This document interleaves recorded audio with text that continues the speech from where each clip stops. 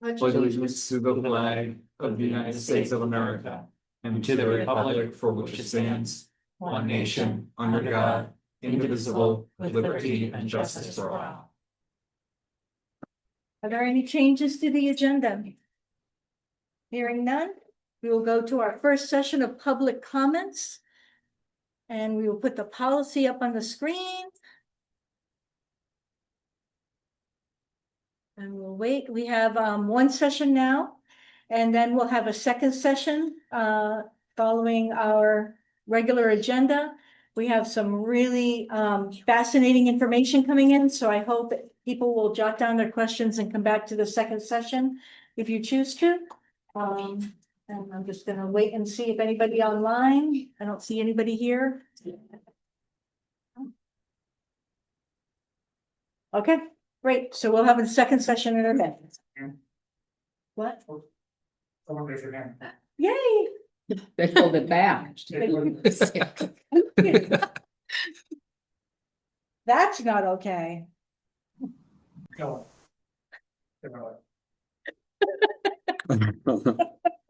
So close, so close. All right. So now we have a great information session on school data by our amazing administration, Nicola Fraley, Deanna Zilski, and is it Zilski or? Yes, Is it Zilski? it is Zilski. And David Husband. All Who has right, the best hair. I love your hair. Thank you very much. I appreciate it. Thank you. all right. Are you guys ready? Yes, we Yes. are. Here we go. Okay, so we have curated some academic data to share with the board and the community. The data is not heavily analyzed in the presentation tonight for a few reasons. One is that this data point that we're presenting, which is state assessment and Ames Web Plus growth tier transition charts, is one set of data about learner progress in schools. And we want to firmly and clearly emphasize that we do not believe that this data point is the best representation of what students can do. We believe that our schools are much larger than a single metric or a single testing point. And we want to make sure that we're able to emphasize all of those components that make up really great schools in Jaffrey and Rindge. And we also have not yet had the chance to do the analysis work with our data with our PLC teams, professional learning communities. And it would be a disservice to those groups if we presented an analysis of what the data does and doesn't mean without having had the time and work with that group to make sure that we're all on the same page about next steps. So there's some analysis, but certainly not the level of depth that we will have later in the school year when we've had a chance to really get into the data with those groups and come up with some more to share. So just want to put that caveat in there first. So we will go through first an overview of the 24-25 priorities that kind of guided our work last year amongst all three of our schools. Then we'll dig into the New Hampshire SAS and SAT data, which is our spring state summative assessment data. We also felt it was important, like I said, to look at the Ames Web Plus for the elementary and middle schools, as that shows a different view on the foundational skills that go into ELA, literacy skills, and math. And then we'll talk about, again, with basic analysis, where we already know we're moving into the next steps for the current school year with an opportunity for questions. And again, once we've had more time within our schools, a deeper analysis could come in the future. So this year, in all of our schools, we shared implementation of Wit and Wisdom. That was our K-8 literacy program. A significant implementation lift is, basically would be the summary of that. There was administrative pieces of this. We had the summer administrator leadership training. Then we were alongside our teachers in the launch training. Then there was the module study protocol training. Then we as an administrative team went to all of our schools and participated in a 2-day intensive coaching training around Wit and Wisdom. Our staff have had a much obviously larger lift, doing the PD for learning the program, as well as implementing, revising, doing the reflective work, figuring out how to make the timeframes work. It's remarkable what we were able to see in our classrooms in the coaching model, and it was a heavy, heavy burden of lift for them. One thing I'll say is that with an implementation of something as large as Wit and Wisdom, declines across literacy scores would have been expected and acceptable because it's something brand new. So I'll just put that out there before we see the data, which, anyway, leave that out there. We also this year, across our buildings, we're combining and aligning our systems for multi-tier systems of support, MTSS. That's both academic and behavioral systems of supporting learners at need. The two elementary schools, I will say, did an amazing job streamlining programs, and we stole a lot of their charts, a lot of their program kind of flow through, and getting all three buildings using similar language, similar processes. All three of us now have a regulation space that aligns beautifully with this. Again, the synchronization of that work has been really critical and a lot of work for this past school year. Math skills, ongoing implementation of Zearn at the elementary level, and at the middle school, Eureka Math with a really intense rollout throughout all three grades. Our district has been doing Eureka Math for a number of years, which I discovered by finding lots of boxes from like maybe 10 years ago of Eureka Math material. But we started with actual implementation training, use of the materials, and again, some support for those folks. And then at the middle and high school, we did a lot of vertical teaming this year, 6 through 12, to align learning goals. We should be ready to publish our full learning goal map for the middle and high school in the very near future because of that work. And all across the building, syncing and buildings throughout the district, syncing of our curriculum instruction and assessment practices. So there's predictability and good high quality across all three schools. So there was a lot of priority this year and a lot of work that went into what I would say was a very successful school year.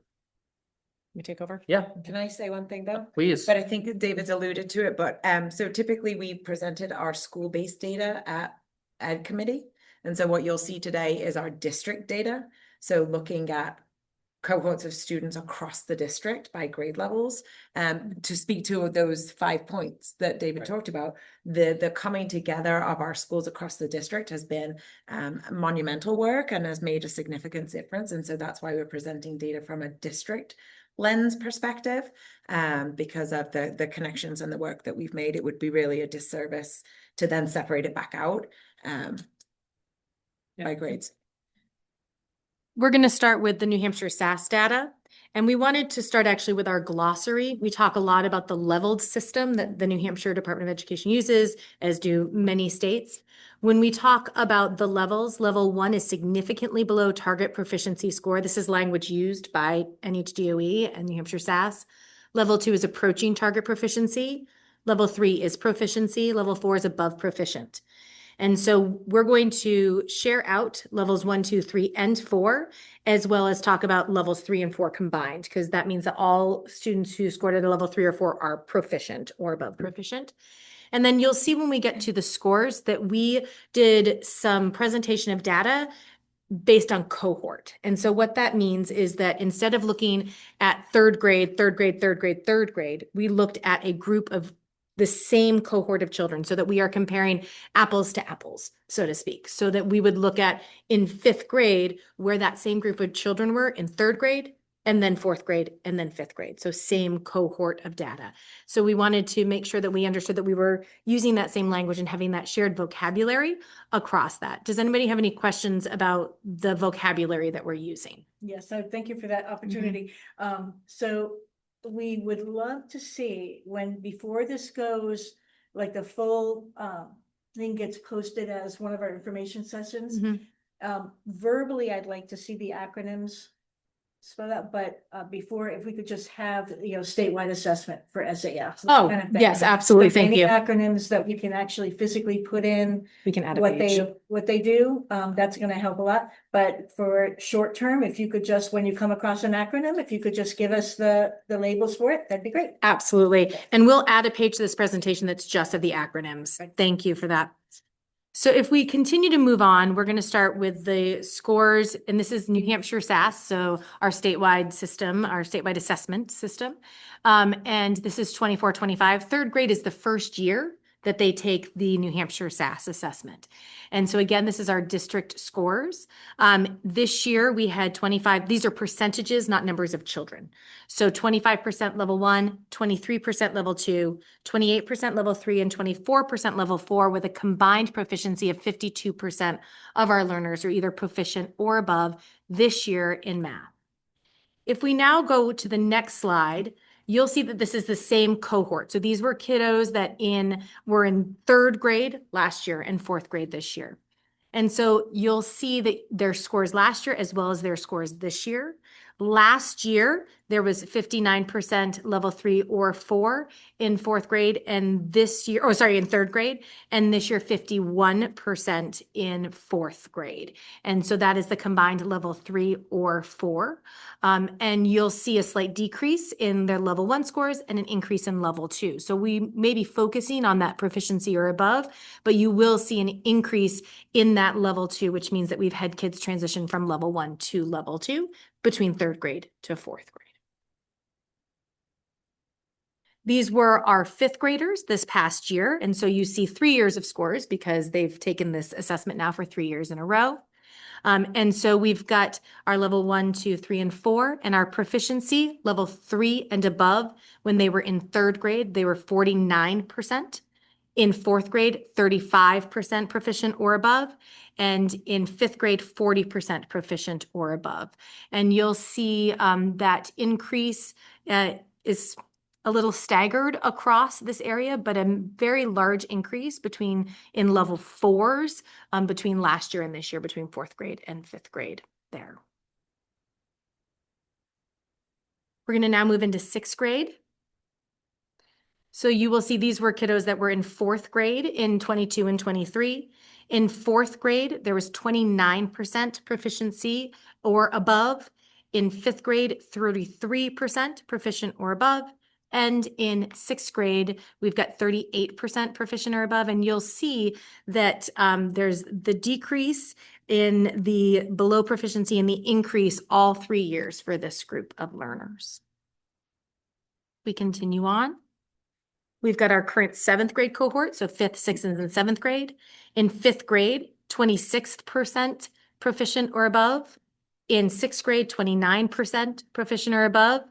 And in seventh grade, 25% proficient or above. And then if you continue on to the eighth grade cohort, so this is sixth, seventh to eighth grade, we've got 30% proficient or above, 24% proficient or above, and 15% proficient or above in sixth grade to seventh grade to eighth grade.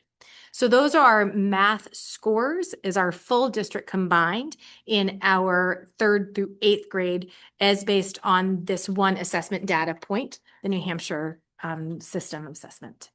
Are there any questions on the math scores as presented?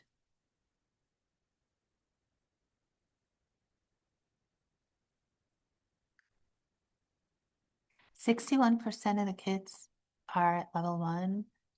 61% did score in the level 1 this year, 24% level 2, 11% level 3, and 4% Yeah, level I see 4. that. Is that typical across the state?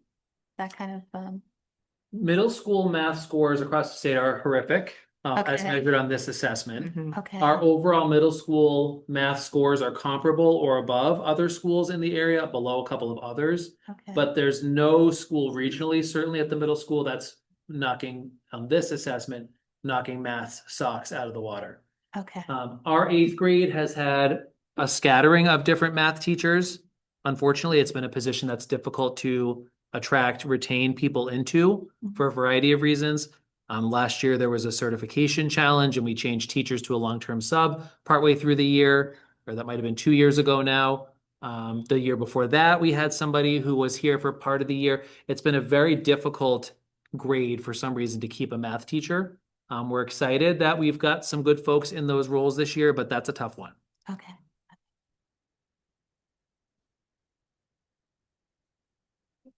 We're going to transition now to ELA, which is English Language Arts, and this encompasses reading and writing scores. So just like with math, with third grade, we only have 1 year of data because this is the first year that this particular cohort took the assessment. You can see from this that this third grade group starts with 49% of learners at level 3 or above. If we switch to fourth grade, so now we have 2 years of data. With this fourth grade group, last year when they were in third grade, 40% scored at level 3 or above. That increased to 53% as they were in fourth grade this year. So again, I just want to pause for one moment. This is a year when we would have been at least expecting some declines across all of our grades and ELA scores with the implementation of Wit and Wisdom. And this is a great example of how hard our elementary and middle school teachers worked to not only not allow that to happen, but to really implement, as in particular, I know that both the elementary principals have shared really great writing improvements. And we saw the same in our writing subscores at the middle school went significantly higher. That's data we want to dig into with our staff, but you can see the evidence of that growth, even in a first year of implementation, was really impressive as we were looking and compiling this presentation. Harley has indicated his question. Absolutely. Yep, thank you for interrupting for that. Appreciate that. For the audience, we have 2 board members who are zooming in.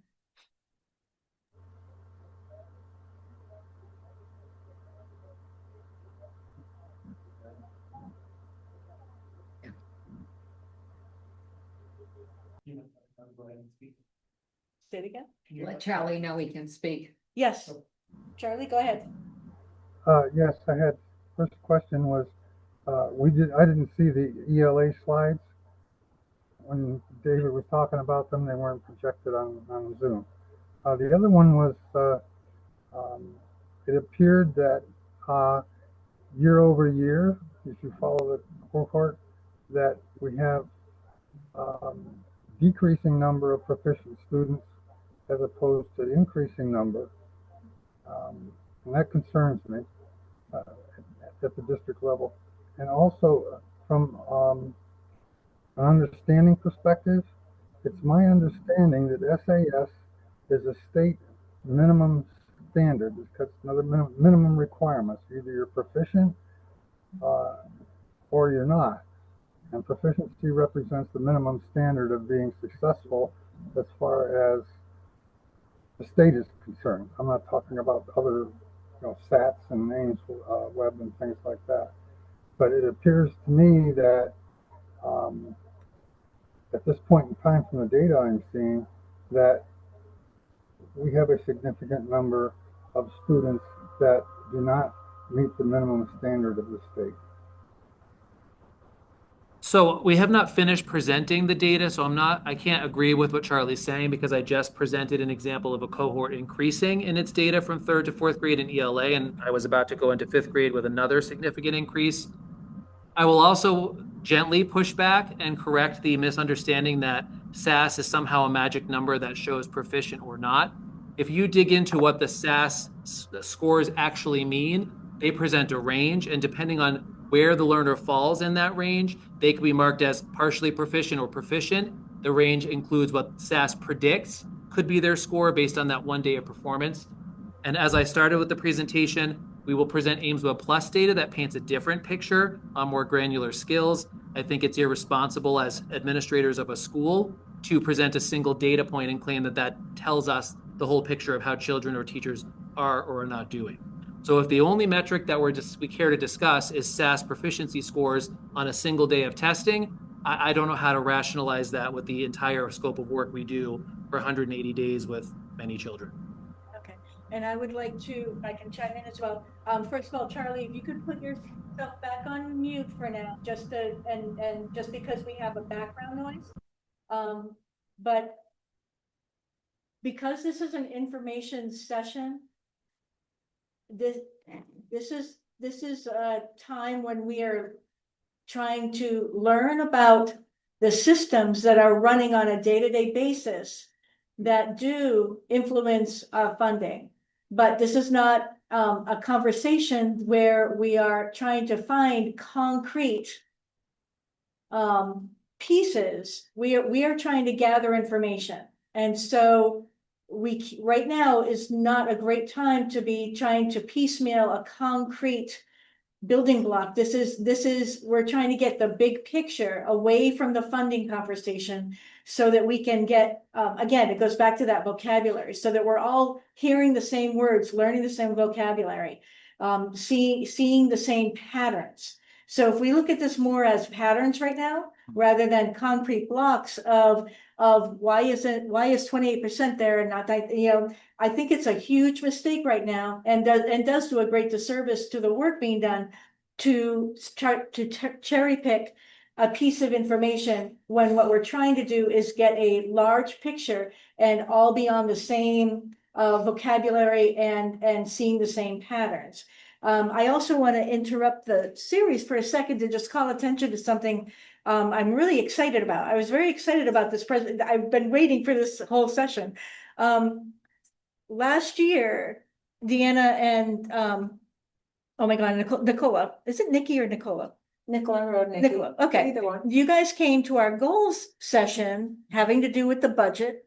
And you guys talked about how the two schools, Jaffrey Grade School and Ridge Memorial, were intentionally and persistently working together, like very intentionally, you're putting your groups together. And we're seeing real growth just in these, but we've seen it in other sessions too. And to hear that the middle high school is collaborating with that and jumping into that and pushing those kids in that same language and the same patterns that you guys started is really exciting. Like this is new. Yeah, and so I'm really excited about you guys working together in this and building. So clearly building it. I mean, it brings that whole NEASC message of you guys have working together in ways other districts aren't. Yeah. And I'm so thrilled that you guys are showing that and we're able to see, the progress of that. It's also really exciting when you look at our ELA specifically around wit and wisdom. When we do the training, we've done it as a K-8 training, and our teachers are talking K-8. And so it's not only within building or within the elementary school and the middle high school, it's also about bridging that with the elementaries to the middle and high school, knowing that we are one district. We all share our families and our children together. And so having those K-8 conversations has been really powerful, not only for us, but also our teachers and our learners. Thank you. All right, let me go back. Charlie, are you all set to continue? Yes, I am. Okay, thank you. Okay, so Okay, go ahead, John.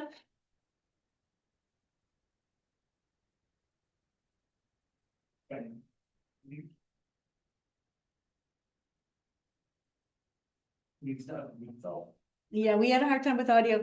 John, if you wish to email me, I have my email up. If you want to do a Google chat with me, I'll say it, or if you want to email me, I will read it out loud. He just unmuted his. Okay, Okay. so am Oh, I I can still hear you. muted? Yep. You're good. You're good. Okay. Sorry about the technical challenges. David, it must be frustrating, trying to summarize the accomplishments of a school district or of a school with just one data point, as you say, just taken on one day.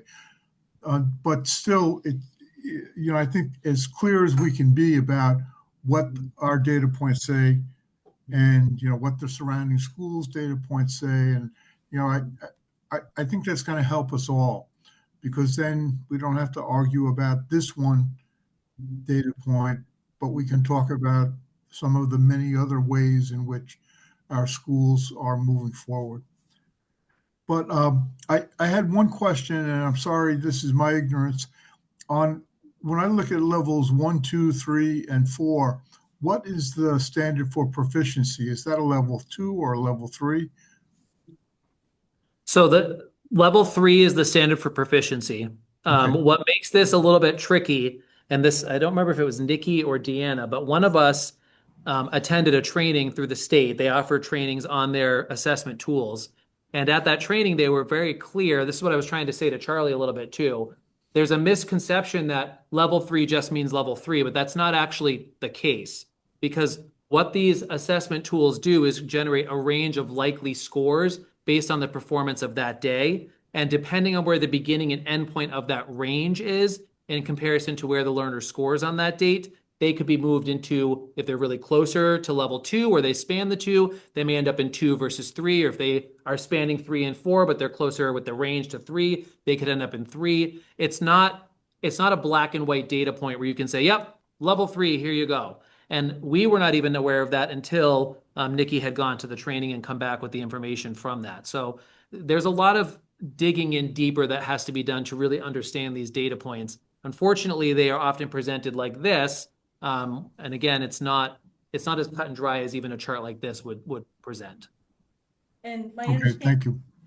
This is specifically for the statewide assessment test. Correct. That's taken how many times a year? Once. One time a year. And is it every grade, third grade and up? Yes. Okay, so that one day. Third through eighth. Correct. This is your, and it's also my understanding that there are quite a few districts that are deciding to opt out of this test due to lack of coherency. Is that a good way to put it? There's a lot of students. This is another factor that doesn't get discussed, but is critically important. In New Hampshire, families can actually opt their children out of these assessments through no control of a school district, and we are actually penalized. So if a certain number of a percentage of families opts out, all of those opt-outs become a weight of 0 in the district score, and they skew these numbers. So again, it's not as cut and dry as, well, this is the percentage of kids level 3, so we're not doing well. There's a lot of variables that go into that, and some districts have experimented with, back when PACE, project-based assessments, districts could apply for that alternate version of assessing. Districts did that because they didn't believe that this was a genuine or accurate reflection on a single day of an assessment point, and the state endorsed that for a number of years. So again, I, as an administrator and a human and an educator, disagree fundamentally and vehemently with the idea that this is the end all be all of what a school should be measured by. I understand that it's not my decision to make that, but I just want to, every chance I get, put that out there. At the end of the presentation, I'm happy to give the board a whole list of other data points that we shared with our 9th grade families tonight. Great Schools, which is an organization that measures schools on a variety of variables and is used on real estate listings, rates our schools very highly. The high school was just rated a 9 out of 10. There's a lot of metrics that matter more to people and to schools than this. So I just, again, I'm on the proverbial stage. I just want to say it again, that I do not agree that this is the most accurate or meaningful reflection of the work that happens with children in a school. Thank you very much. All set, John? David, how many parents, what percentage would you think opt out of these tests? It varies. It was low, but I'd have to look it up. I'm not sure here. We have gotten, It varies year to year. Are you telling me 25%? Oh, we no. are never, thankfully, we are never that high. Okay. It's Right. the most I've ever seen us at was hovering right around 10%, and I believe the cutoff is 10% before they all weighed in. It might be 5% though. I think it's 5% now. I think we were at 3% this past year. Yeah, so we weren't in danger of that this time, but the law has shifted this past year Right. with giving carte blanche to people for opting out. And it will be the schools that get penalized if that takes place. So again, there's a lot of dynamics that New Hampshire does that are its decision making, but complicate our decision making and what this does. So I just want to also emphasize on 4th grade cohort before if we're good moving on. Love the decline in the elementary schools in 4th grade in level 2. 12% of kids dropped out of level 2, and it's not because they dropped back to level 1 in ELA. You can see them distributed in level 3, but especially in level 4, which saw significant increases in a year that we were implementing a significantly challenging new instructional regime for the elementary and middle school. And if we go to 5th grade, there's a similar huge increase that the elementary schools and those teachers should be commended on. You can see that when this group was in 3rd grade, 50% were proficient or above in ELA. That dropped to 38% in 4th grade. But look at 5th grade, that climbs to 57% of those learners scoring at the level 3 or above, basically digging out of a pretty significant hole with a brand new set of tools. Again, that is meaningful. The growth is meaningful there. That's huge in a year when those teachers had really substantial lifts. And I should point out that this, because I'm receiving them as 6th graders, this was a in recent history, large group of 5th graders. We're talking, 95, 96 kids.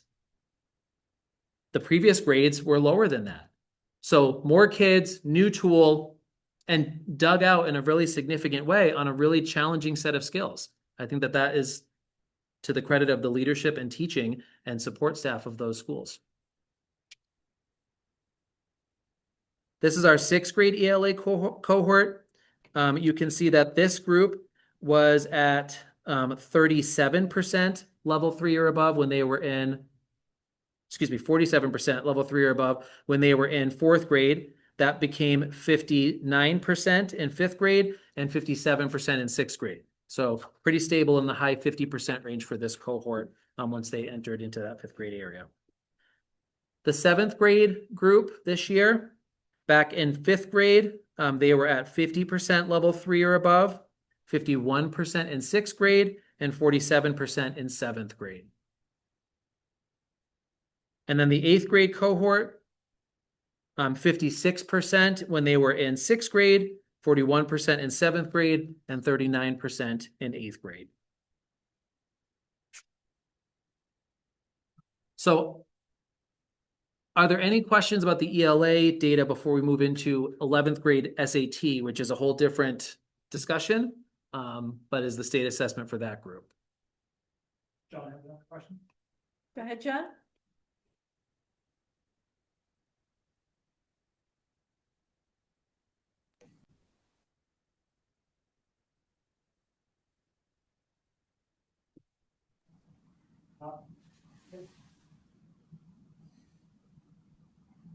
Hi, John. Yes? Do you have a question? No, I didn't have a question. Sorry, I'm not sure why it popped up. Did I have my hand raised or something? Yes. All Okay, right. that was from earlier. My bad. Now it's lowered. Cool. All right. Thank you, guys. Okay. So next, this is the 11th grade College Board testing. So we have longitudinal data because we do a lot of College Board assessing in the high school, starting with the 9th. This group actually was the last group, I believe, that had PSAT 8, 9, and 8th grades. There's even another set of data points. But for all of our current cohorts of high school students, 9th grade, fall, and spring, they do a PSAT 8, 9. They do a PSAT 8, 9 again in the fall of 10th grade year because there is no PSAT 10 in that fall timeframe. And we're really measuring the same skill set at that point anyway. PSAT 10 that spring, regular PSAT in the fall of their junior year, and then the state testing, which is the SAT in the spring of their junior year. So this data is a little bit different because it looks at College Board scores. And what I wanted to focus on here was the overall growth in our students from when in their SAT score from when they entered the College Board testing regime to when they ended it. So you can see with the math scores between that PSAT 9, the initial interaction with College Board testing, up through their SAT, their math scores increased by a total of 51 points. Evidence-based reading and writing, that's ERW, that was an increase of 75 points. And then their overall SAT score was an increase of 130 points.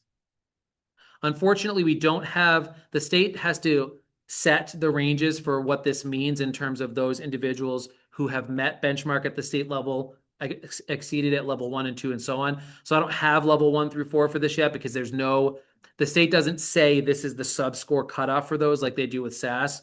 At this moment, this is what I'm able to present on this.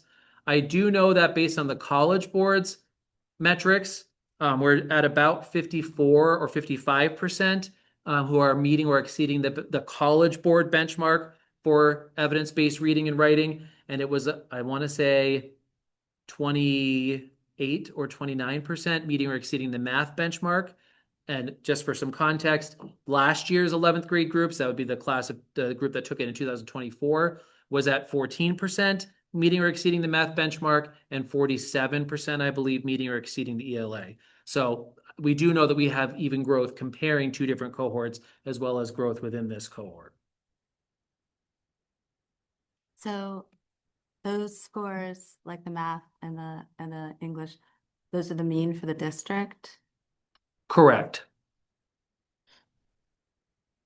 I'm just saying, as someone who comes from metro area, those are really low. They wouldn't get you into even a B-list school. I'm like, do you do any SAT prep or something? I mean, my daughter went to Andover High and the kids all got like 1,200 and above, or there wasn't anybody we knew that didn't get, at least 550 or something. I've never seen SAT scores quite that low. So the first batch of scores are PSAT 8, 9. I'm looking at the dark blue, which I am assuming is the SAT. Yep, the last bar is the SAT. A couple of things I'll say to the comments that were, or the questions that were just made. We are not Andover. We have significantly different demographics and resources. I could never afford, without significantly changing other course offerings, to give every kid a full SAT prep program. And just from what I know in Andover, they probably do get that. No, we. The other thing I'll say is that It's paper, but I just, I've got a daughter in town and we, toss back and forth like, if she ever had kids, would we go to the school system? And I know if she saw this, she'd be shocked. It's okay. It's not your fault. I get it, but. we are also testing every kid, whether they want to do college or not, which is a different testing experience. I've got some students in this data who sit down and they just click through because it's a digital test, every single thing, and get a 300, right? I've got kids in here who score and get National Merit Scholarship finalists. It's a whole range. So it's. Okay, but you get kids that get, like 1,400. Of course. You've got some. Okay. I've got kids who go to every school that you could imagine. This is not college bound. I went for a Saturday SAT. This is the SAT school day, which is everybody. Okay. So. And I remember you being at the graduations where you saw. I did, the but- awards where you saw kids going to Rensselaer and RTI. I mean, you saw. You where know kids were what though? going. You know what though? Those schools are they're good. They're good. But when I was in Andover, we'd see the kids going to A-list schools. My daughter went to Tufts. I mean, everybody went to hyper aggressive schools, and she wasn't the best student among them, but the kids were just all so driven. So I'm just acclimating. I'm not trying to insult anybody. I'm just saying that, and the schools they went to, they were good, but they were, I have an ex-husband that went to Rensselaer and it was a disappointment for him. And, ultimately he ended up at MIT, but he wasn't thrilled going there. It's a good school, but I've just been accustomed to seeing kids go to like the stellar ones, but that's okay. No insult. It's just a reflection from the metro area that you've got a lot of people moving up here from there. But I will caution, it does sound very insulting. It's not, just it's to truthful. Our admin, but to the students No, who actually go. No, there it's right now. it's truthful. It does sound that. So I went to ULowell, which was a total striver school. I own it. I don't think, I'm gonna ask you to really consider before you say No, things that no. really can be construed as insulting to our community. it's not That insulting. that you consider that. It's realistic. It's not insulting. It's truth. So I'm not sure that you're It's seeing the truth. reality of Jeffrey Rich. you're not seeing the reality of the outside world. You're very insular, and I respect that. But So- I'm not going to dwell on this. We're just going to move forward. All I wanted to know is if those were really. So I just want Listeners. to, I want to provide some more information, because what you just provided was your very new lens. And we have students who have gone to Dartmouth. We have students who go to any school that they want to go to. Most colleges don't even want these scores anymore. No, they wouldn't. And so Well, our kids know that. And this conversation is what I would call a straw man conversation around what they can and can't do in the world. I do take offense, and this is not about a school board member. I'm very protective of the children in this community who come from all different backgrounds. We are not Andover. We are not Bedford. We are not the Seacoast. We're not Hollis Brookline, and that's okay. We have hardworking families who pay a lot of money for their kids to come to this school, and their kids have a lot of opportunity because we have hardworking teachers. Most of my families are not able to at home give the time and resource that in Andover, they might be paying tutors for some of this stuff, and that's okay. We are not a comparison to those places, and we shouldn't be. And our kids deserve recognition for the hard work they do in the schools they get into, and not this, which is what I've already said is not a good reflection of any school. This is a silly data point. Our kids are told SATs aren't even mattering for college anymore, and we're still making them do it. That's a battle. okay, we're not going to go down that rabbit hole, but at the end of the day, when your kids go to compete against the kids nationwide, everybody is being judged on the same basis, and there's still a great number of schools that are going back to take the SATs. A lot of them had pulled them away and they've gone back, but it's okay. I'm just reflecting that I've never seen scores like that, but that's okay. We can move on to the science scores if there aren't any other. Yes, John. Hi. I know this is a very, can you hear me? Yeah, Okay, I know this is a delicate subject, but I also know that over the years I've been involved in the schools as a parent or a school board member. We've had a lot of kids who, I shouldn't say a lot of kids, we've certainly had a significant number of students who have gotten those 1,400 out of 1,600 level scores and have gone on to some pretty amazing universities, some of the best in the country. But I also know we have a lot of parents who, are not aiming their students towards college. And as David, you pointed out, if somebody is forced to take a test that they're not interested in, and they just go right down the whole list and click on whatever letter without even reading the question, obviously those are going to produce some scores that look terrible, and it's not anybody's fault. At least nothing that we can do anything about. There are also, however, parents who themselves have never gone to college and really are not in a good place to help their students decide whether college is right for them. And I'm sensitive to what you say about us not having the resources to do, full SAT prep. But I think we should ask ourselves whether we can't do more. I know, by the way, that Conant is doing everything it can right now to help students prepare. I've seen classes advertised at night where teachers are trying to help students prepare to take tests like the SAT and the PSAT. But I think that's a good thing, and I think we should do more of it if we can, personally. So I just wanted to say, I think that the point that Judy is making is not a bad point. So, maybe we're not making it in the best way, and I apologize for that. Thank you. Can I ask a clarifying question, David? When I went to high school, the kids who are going to college took the SATs. I know you said this, Phil. I just want to make this point stand out. All of our kids take SATs. Correct. Just like they take the SAS test. So the kids are sitting down and they have no interest in going to college, or the colleges they want to go to don't take SATs. This is a click through and get out early day. Right, so that's what happens. You get out early, so you just click through it. We had a wonderful student representative sit over there. I have no idea what her SAT scores are or were, but I know she's going to go on and be brilliant in her life. She grew in all of the metrics. And this is one. It's gone. Yeah, I mean, the only other thing I'll say on this is that I've lived in this area my entire life. I didn't go to this school. I went to a Keene, much larger school. I live in Peterborough, and I have chosen to send my children to these schools. That's an endorsement of my knowledge of what happens in these schools. That's an endorsement of what these two towns have to offer children. That's an endorsement of the work that's done to prepare them for success, which this does not do or show. So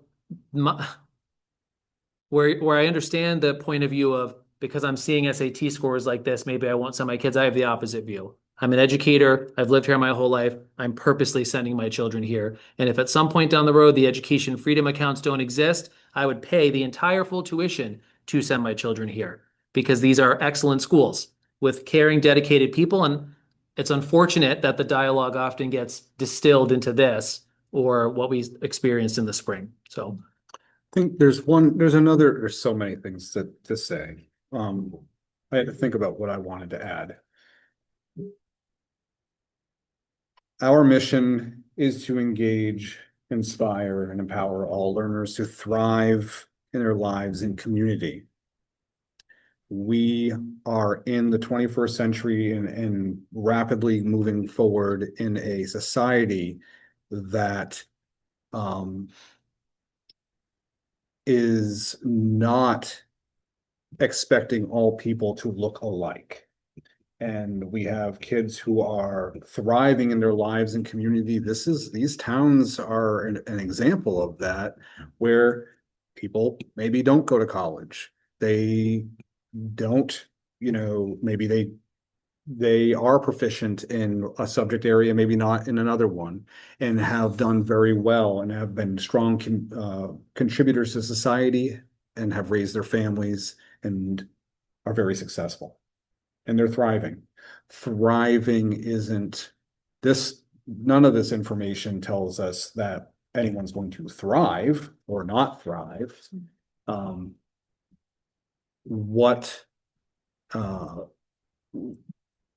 I hope we can agree upon as a school board and as a school district is that we have a variety of learners, people who learn in different timeframes in different ways. The board has approved policy that states that's what they believe, and that the future of learning is not about test scores.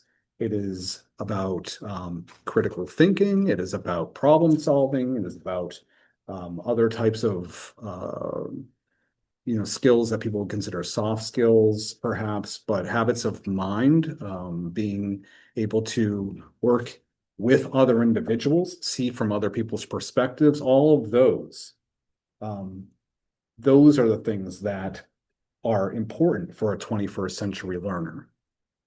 If your goal is to go to an A-list, we'll use the terminology that you've provided, an A-list school, a Harvard, a Yale, an MIT, that's a good goal to have. That is not everyone's goal. That is not every family's goal within our region of the state. That is not what the expectation is across the board.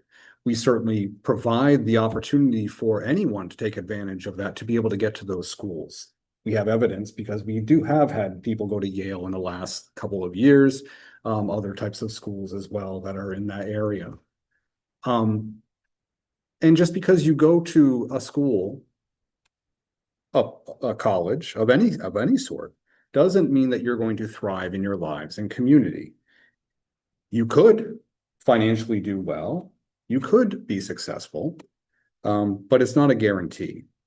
I do appreciate the fact that, we've worked hard. I know here that nearly 70% of learners now attend post-secondary learning opportunities. Those aren't all 4-year schools. Those are 2-year schools. Many of these individuals go and make these decisions their senior year after significant coaching from the faculty here, from Heather Lindstad, et cetera, trying to help them, show them that there are ways.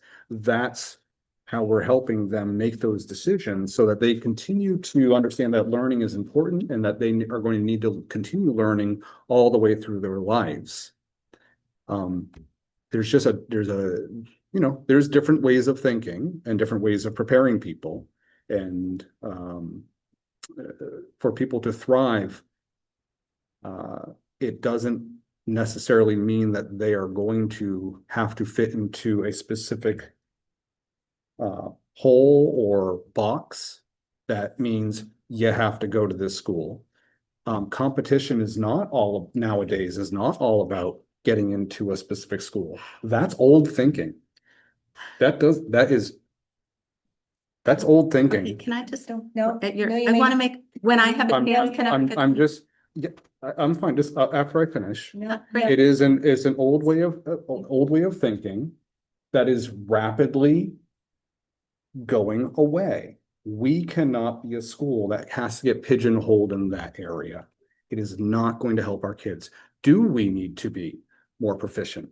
Do we need to be continuing to work harder so that they have the opportunity to score higher on these assessments? I'm not saying that they're not important, but they are not the most important thing. And they are one metric of success, but they are certainly not even close to being a metric of thriving. There are a lot of other things that have to go on at the exact same time. And every kid in different communities starts at different places. And I think what you're showing here, or what attempting to show here, is the concept of growth. All right. So because, I'm sorry, Judy. No, I'm allowed to I'm speak. sorry, Judy. No, That's you not can't the shut me forum. up. I am allowed to have my I turn. am the board chair and this isn't a forum right now. I am allowed to have my turn to speak. Judy. Everyone else, you've never denied anyone else a chance to Please speak. let me speak. Don't interrupt me right now. If As you won't board let me speak, chair- I'm freaking leaving. Why am I here? You won't let me speak. Why, if you don't want to hear anything, you want to hear. Good for The you. intention Good for you. of these sessions, from the food service that we had in June, to student services, to the NEASC, and to Heather Lindstedt coming with the athletic. The intention of these sessions is to bring topics that don't always get shined a spotlight on outside of the budget season, so that we can really delve into specifics. We also changed how our committees are run, where we're bringing more to the board and less to the committee level, so that we can have these open, transparent times, so that we can have things recorded for sessions that have just the depth and the language that we need to go forward through our budget season. In these sessions, they should never be a time for creating offense and defense. This is information. Literally, we're talking about data. At this point, because of the tenor of where this session is turned, I am going to shut off board comments for the remainder of this session. If the board would like to write down their questions on the data, then they will be addressed by the superintendent or those bodies who the superintendent designates, and be brought to the full board. So please, get a Google Doc. You all have your computers. Get a Google Doc going, write down your questions. If you're concerned with the mean data on the SAT, write that down. Let's get more information about what can happen so that we can make decisions on that in the future. All of this is stuff that we can make decisions on. I've been scribbling over my notes. I want to take a look at, should we keep doing the SAS, the statewide assessment? A one-day assessment is running our district right now. I think that that's unfair. So I want to have these conversations. Those conversations aren't for tonight.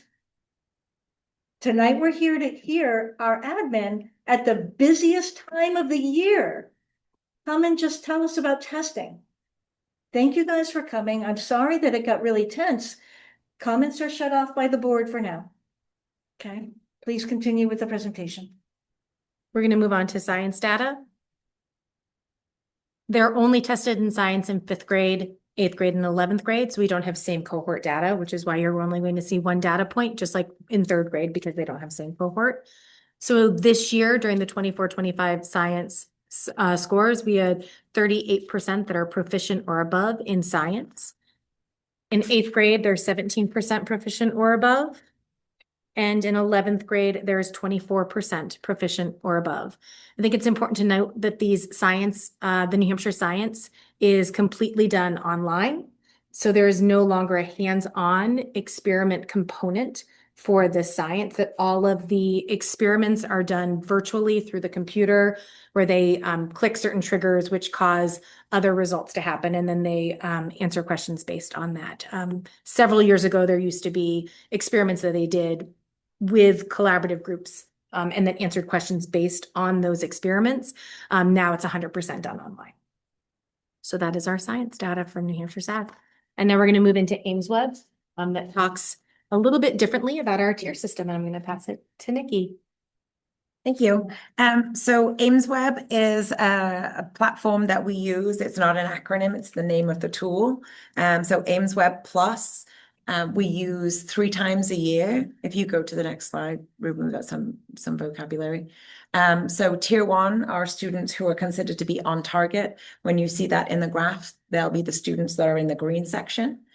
Tier 2 is approaching target, and some support or intervention is needed.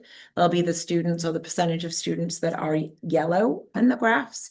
And tier 3 are those that are below the target, significantly below, and need pretty intensive intervention. Those students would appear as being red on our in our maps in a moment. It is a very different assessment than our statewide New Hampshire SAS assessment and SAT, in that it is a benchmark assessment. It is a screening that we administer 3 times a year. So it's not done annually at the end of the year, but it's done 3 times in the fall, winter, and spring. So at the end of September, the end of January, and the end of May. It is a universal assessment, which means all students in grades K to 8 take these this battery of assessments. And we will be reporting out scores that are based on student percentiles. So the number of students that are scoring above a certain percentile. That is set by AimsWeb as 30%. Or the 30th percentile. I know at the elementary levels, this past year, we have used 40%, the 40th percentile as our cutoff for a student to be able to score in the green. But because we're looking at district-wide data, we are using the 30th percentile. So it means out of 100 students, you need to score their norm reference. You have to score greater than, if it was on a bell curve, you would be scoring greater than 30 other students, the 30th percentile or above.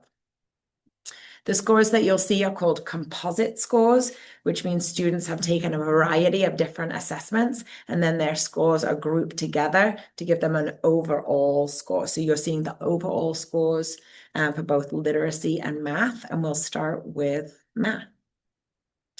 So tier 1 is green, so more green, less red is what we're aiming for.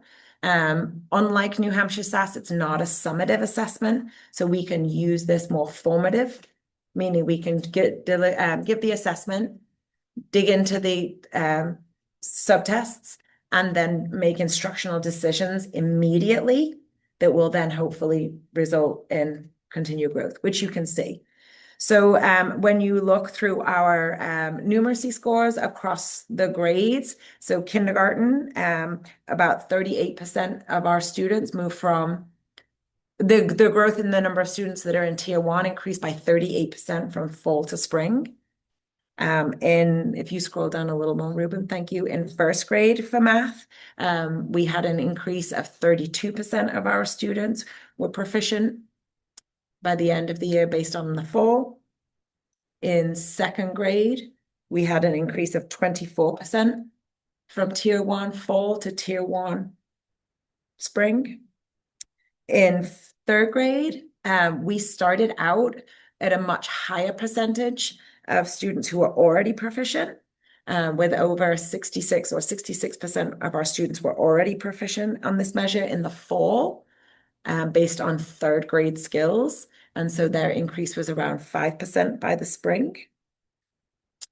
In fourth grade, we saw an increase of 11% of students going from tier 1 to continuing in tier 1 in the spring, which ended the group with 81% of students at level 1, which is proficient. In fifth grade, we saw again another significant increase of 21% of students going from tier 1 in the fall to tier 1 in the spring, with 87% of our students proficient in the end of fifth grade spring assessment. Same thing again in sixth grade math skills. We went from 61% proficient in the fall to 84% proficient, so an increase of 23%. In seventh grade, from 47% to 67%, an increase of 20%. And finally, in eighth grade, another great growth, 18% going from 48 to 65, 17% from 48 to 65% of our students are in tier 1. So regardless of the grade, our ending scores were significantly higher, with the exception, I use the word significant, with the exception of third grade, but they were already 2/3 of the class were already proficient at the beginning of the year with the skills that we were assessing. So there are math AimsWeb scores for this 2024-2025 school year, fall, winter, spring. K through 8. K through 8. When we look at literacy, you're going to see lots of the same things. So starting in kindergarten, there was an increase of 38% who were proficient from fall to spring. In first grade, there was an increase of 19% of students, going from 29% to 48%, I believe that says, proficient. In second grade, we went from 49% to 72, an increase of 23%. In third grade for reading, we saw an increase of 14%. In fourth grade, an increase of 6%. I would like to highlight, though, from fourth through eighth grade, over 70% of students were proficient at the beginning of the year on these measures, fourth through eighth. So you're going to see slightly smaller numbers in some of the grades, but over 70% in all grades were already proficient in the fall. So from 72 to 78 in fourth grade, from 75 to 94 in fifth grade, which really mirrors some of the big increase that we saw with New Hampshire SAS. In sixth grade, there was an increase from 78 to 92% proficient, and seventh grade, 74 to 76% proficient, increase of 2. And finally, in eighth grade, from 78 to 80%. So over 3/4 of our students were already proficient at the beginning of the year. So it's sort of the complete opposite when you think of New Hampshire SAS. So I like to think of AIMSweb and New Hampshire SAS this way. For me, AIMSweb is, if you think about it as a sport analogy, if you pick, let's say, basketball, AIMSweb assesses all of the discrete skills that you need to be able to have to be a good basketball player. So can you dribble? I'm not a basketball player, so I'm going to run out of things really quick, but can you dribble? Can you chest pass? Can you do a 3-point? Can you do some other things with basketball? Right? So it's all of those discrete skills. Whereas to me, New Hampshire SAS is, can you actually play the game? Right? Can you bring all of those skills together? Can you look up? Can you not travel? Can you pass the ball? Can you read the room? Do you know how much time it's going to take you to get from point A to point B? It's putting all of those skills and so much complex thinking. That's the playing of the game. That is, to me, what New Hampshire SAS Only is. one game. However, you are only allowed to play one game for the season for us to decide if you're a good basketball player or not. Somebody made another really good analogy when considering New Hampshire SAS in comparison when you look at writing. Yeah. With New Hampshire SAS, each learner there's 3 different styles or types of writing prompt, and kids get one kind of randomly given to them. So I think it was Deanna made the point that with AIMSweb, it's almost like, and even with Wisdom, it's like we're teaching racket sports of different types. But all of a sudden you sit down and you get a specific racket sport, right? One type of writing, let's say tennis. And then the score says, yep, you're proficient at all racket sports because on tennis you did well. So even with the writing piece of New Hampshire SAS, because it doesn't measure the same type of writing from kid to kid, it's hard to get a good metric until you get a good cohort and likely different types of writing. So just to extrapolate on that, there's various types of writing that students are seeking to be proficient at the end of the year. There's opinion writing, narrative, and informational. And so they spend all year learning how to craft writing in all 3 of these different areas. They require different research skills, different analysis and synthesis skills, different even creation of paragraphs. How do you write a hook? How do you write a conclusion? These are all very different skills. When they sat down for the New Hampshire SAS this year, they were given only 1. And so they were assessed on their ability to perform proficiently as writers based on only 1 prompt with 1 type of writing. And so that's how that came to be within the writing score.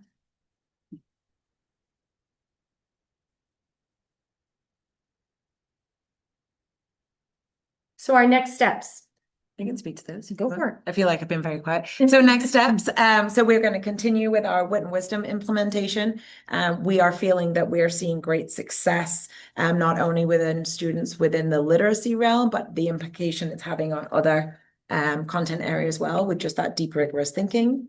Math program review will begin at the elementary level. That work sort of happened in the middle high school, and starting with Eureka with the upper grades, the middle school this year, we will start that work the elementary level.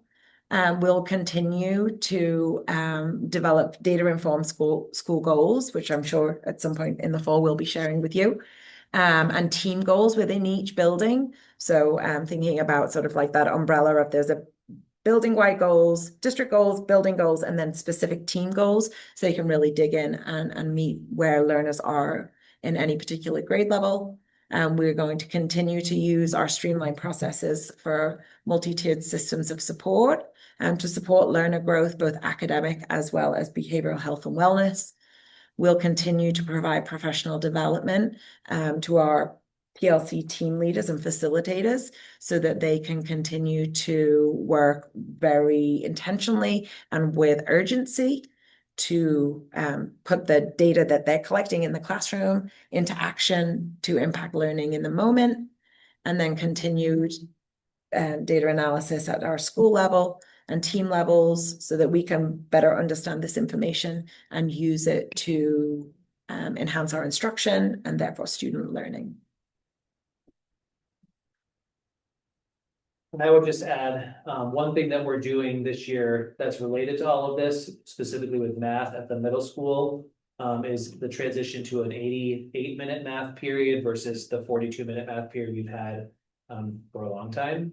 Part of that is in reflection of some of these math needs and the desire to put the support intervention for math being provided by the math teacher right after the lesson for math has occurred. So we are, as a school, already thinking about some of those steps. But that also aligns with the Wisdom implementation, which is goal number 1, where a lot of our middle school teachers were still operating on a 42-minute period for a 90-minute program. There was a lot of challenge with that implementation. So again, that's another piece this year where we'll have the double period to allow the teachers to better implement Wisdom without having to finesse it over multiple days for each lesson.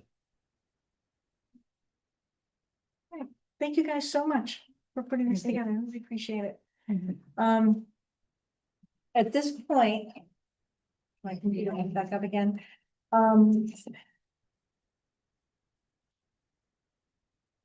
I want to be able to have the board come back to the testing question, the types of testing that we're using. You guys have given us a great deal of information. I think we need to know more about AIMSWeb and what it does nationally, how it's compared.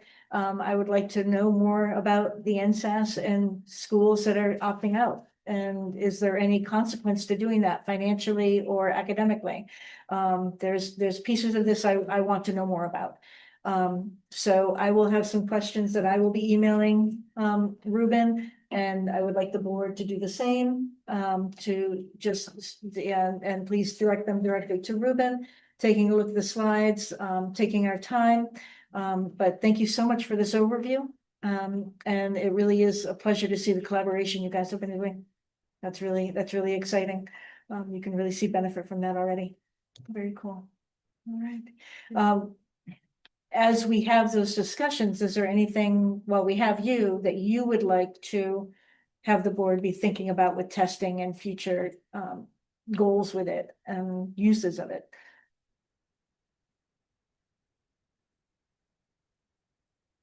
Not that I can think of at this time. However, I'll certainly process it and we'll talk about it as a team and maybe share with Ruben if there's anything. Yeah, I would like to bring this back to a board meeting to really talk about the specifics of is what we're doing effectual? Is it causing more damage? Is it something that's pointing toward growth? We don't need to stay with the same systems. We don't. Yeah, that there's opportunities for us to make things work for us. So please be thinking about that as well. Okay. All right. Thank you guys tremendously for coming and doing this. Thank you. Thank you. Okay. Action items. Are you guys hanging around for this piece? It's all your handbooks. I'm sitting back down. That's okay, you don't have to. So we are approving the handbooks.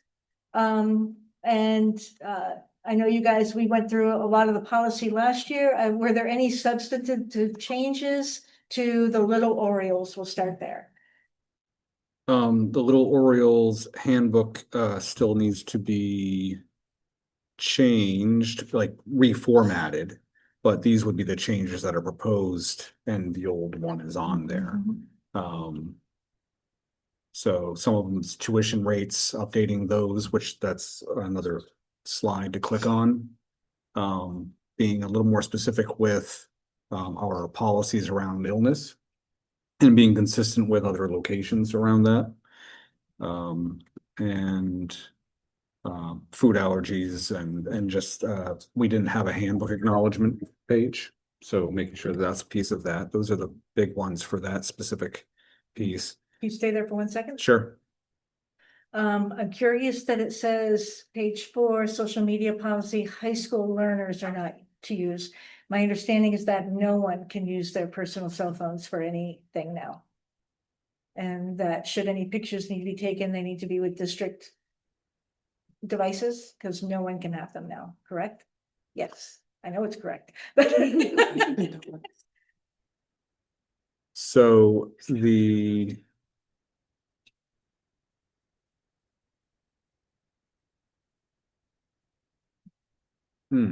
is that That the- is correct. that For is adults as Yeah. for well? adults? For adults as well. I knew definitely about, Yeah, it's everything's off, I believe. It's. It's student. I think it's, I think it's Maybe student. it's just learners. Maybe- I mean, we don't want Okay. anyone on cell phones anyway, it's, adults or Say we don't within the generally- Little Oriole Center, but Maybe, okay, so no, the budget doesn't say the adult. like I might You're text someone right. for a conversation, Yeah. so I would hate, I would need to communicate. Yeah, And But sometimes, okay, okay, they're not in this district, Yeah. okay, Yeah. never mind, my district. But I'd also like to say that this clarifies because when a learner is in the Little Oriole Center, they are acting more as a teacher or Mhm. teacher's assistant, so just making sure that rule is still followed. I think it's a good idea. oh, absolutely, it needs to be modeled by the adults that are in the room, yeah, but there will be definitely, for instance, there would be times that I would call them or, if it's the easiest way for me to get a hold of them. Okay. So Or the confusion or was- they'd be on a field trip type of situation where they would be walking around and would need to have access, but and that would still be during the day. The daily tuition rates would be changed. You have some daily or a weekly rate, a day-by-day rate, but also a monthly rate. And so when we first opened the LOC, we took a survey of what people could afford, and we used that number, which was 550. We brought that up to 600 last year, and we were up to 650 this year. We do understand that that's well underneath market rate. We also understand that it's providing us a service for our community to help keep our culture in a good spot and keep teachers employed or wanting to or being able to be in our school district. It's also giving our kids opportunities to learn and to practice their skills. Our kids, meaning the high school learners. And it's, I think, I would say it's good for the culture in many different ways. But we did raise the prices this year.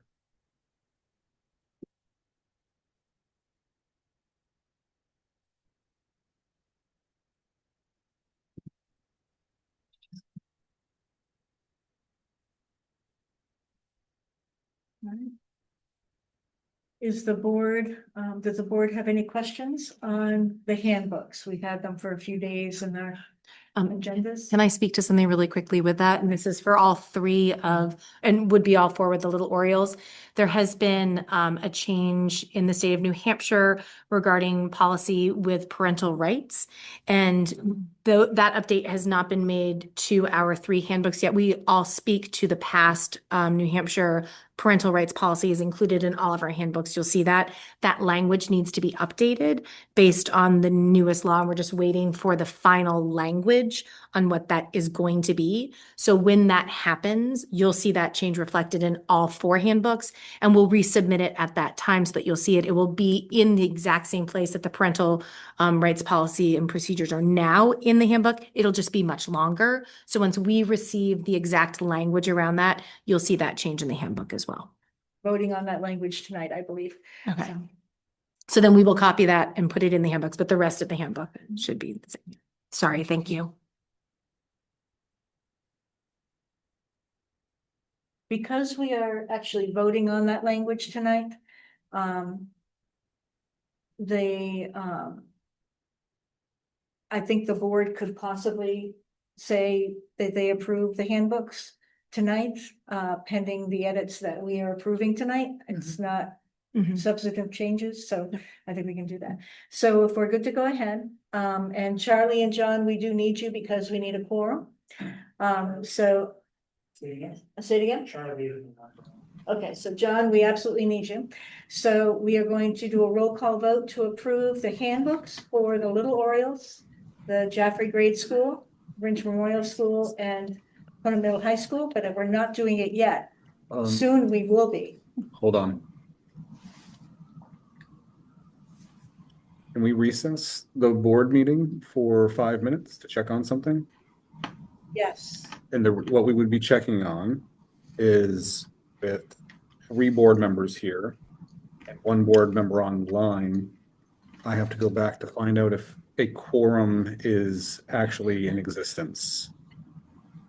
How it was since COVID, like we didn't change that. And so because we had somebody actively on Zoom, I believe that we're all set. I think that a quorum has to exist in, my thinking is that a quorum has to exist in person. And then others can join in and so forth. I'm not sure we're permitted to take a vote.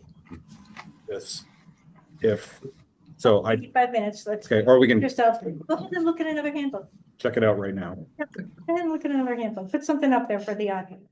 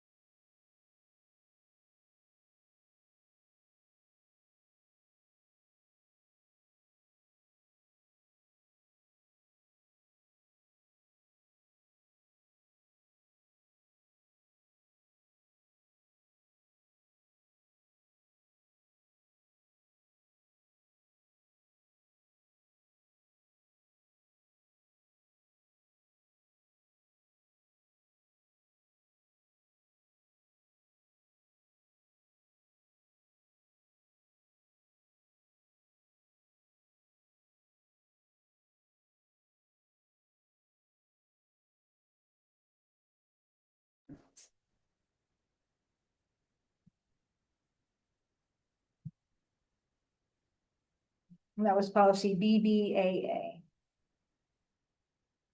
Policy BEA also speaks to quorum.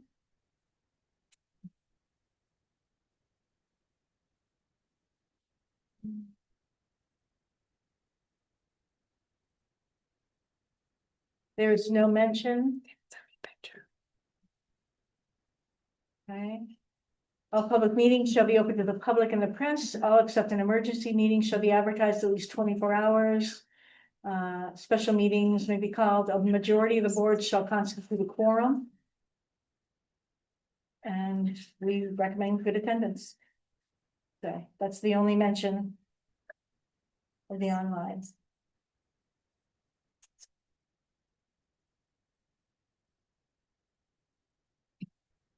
Okay. Yeah, each member participating remotely is still considered present for the purpose of constituting a quorum and for voting. We just have to have a roll call vote if, okay. That must have been the COVID. I think so. A COVID. Rules and never change, yeah. Yep. All right, so we will take a roll call vote on approving all 4 handbooks as presented and as potentially edited to include the parental rights law. And so a roll call vote, John, we'll start with you. John who? Yes, I vote yes. Thank you, John. Sandra? Yes. Christine? Yes. And I say aye, so that passes 4-0-0. Now we will go on to the superintendent's report. Now we're gonna. Yep. Yes, thank you guys. Thank you all. Thank you. Thank you. Have a good evening. Have a You good too. evening.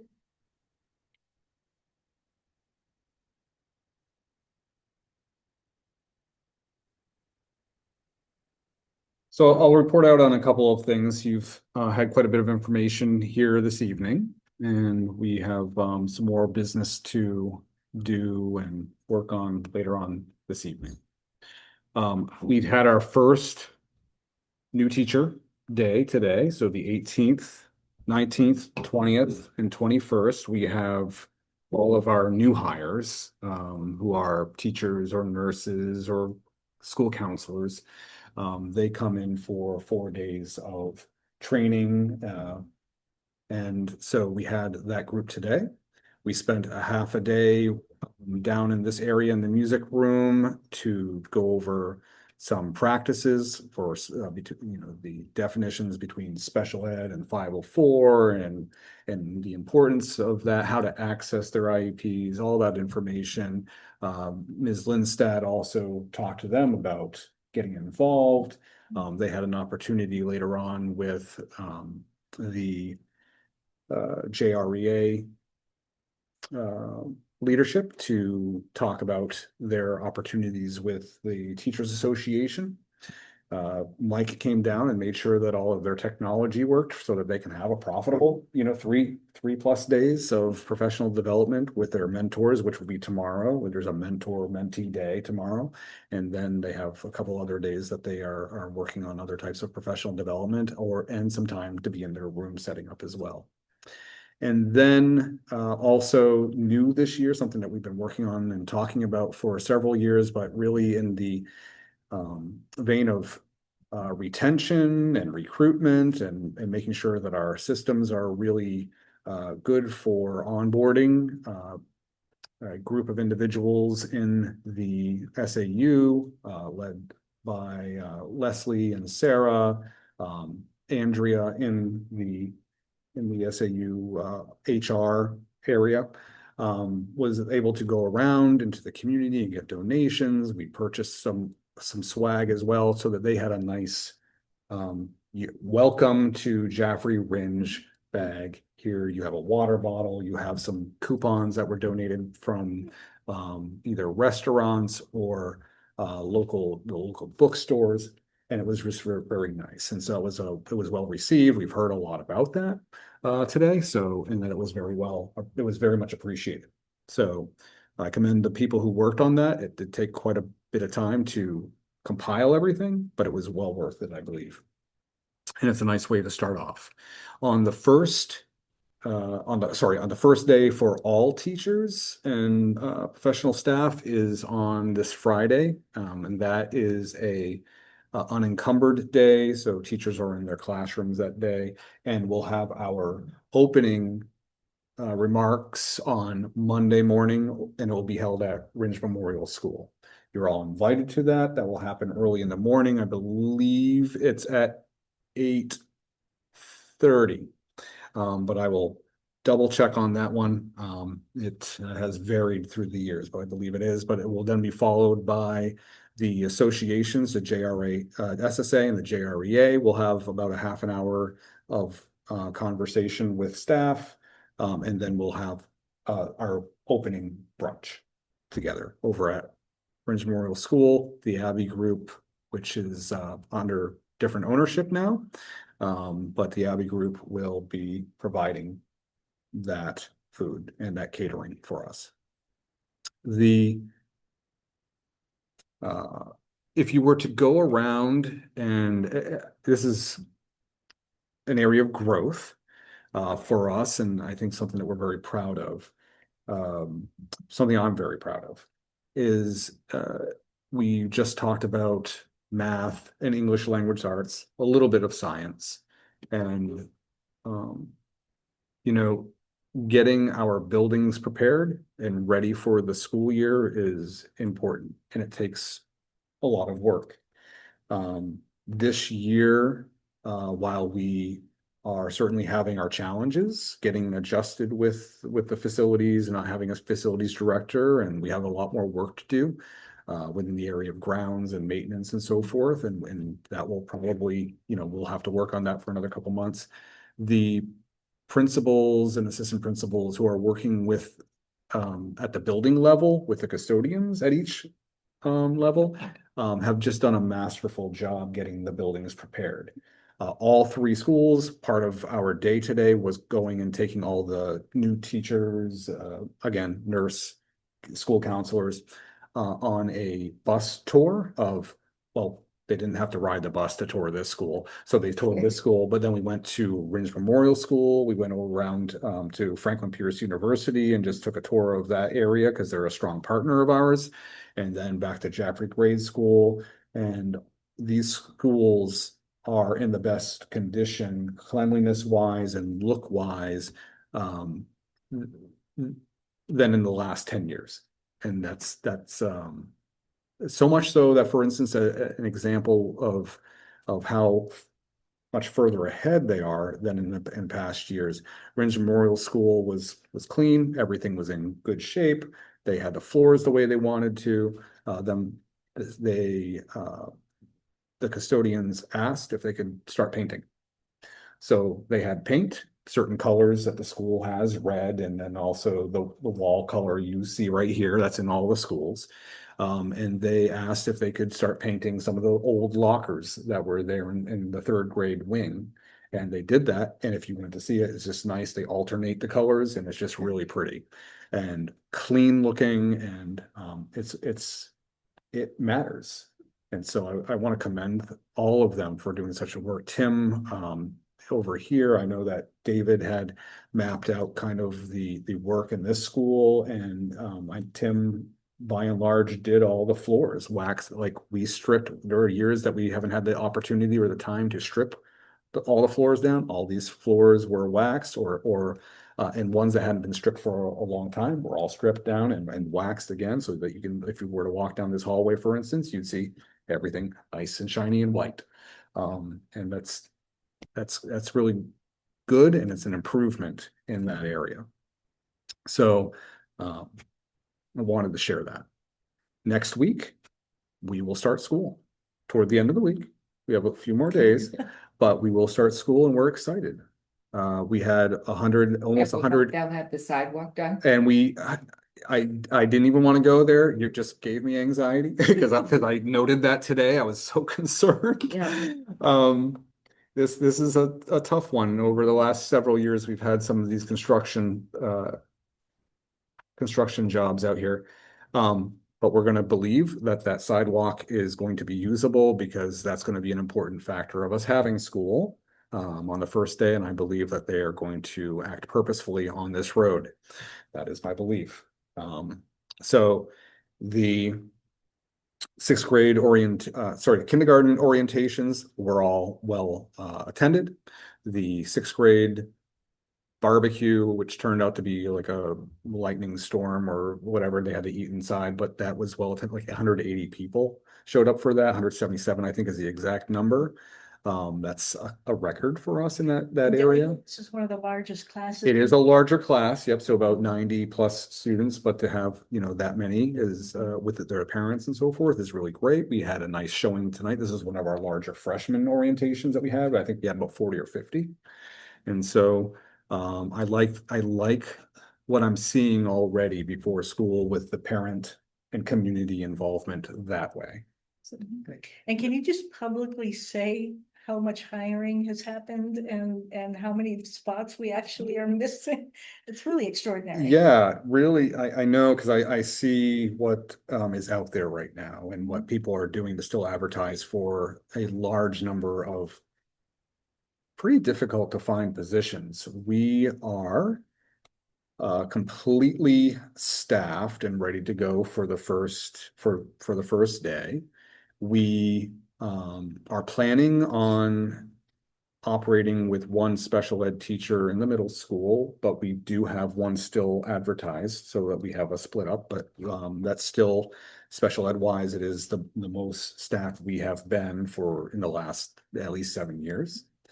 And paraprofessional, I know that Sarah and her team has been working very hard to get people onboarded as fast as they possibly can, because it's important for them not to even miss the first day of professional development, which is this Friday for paraprofessionals.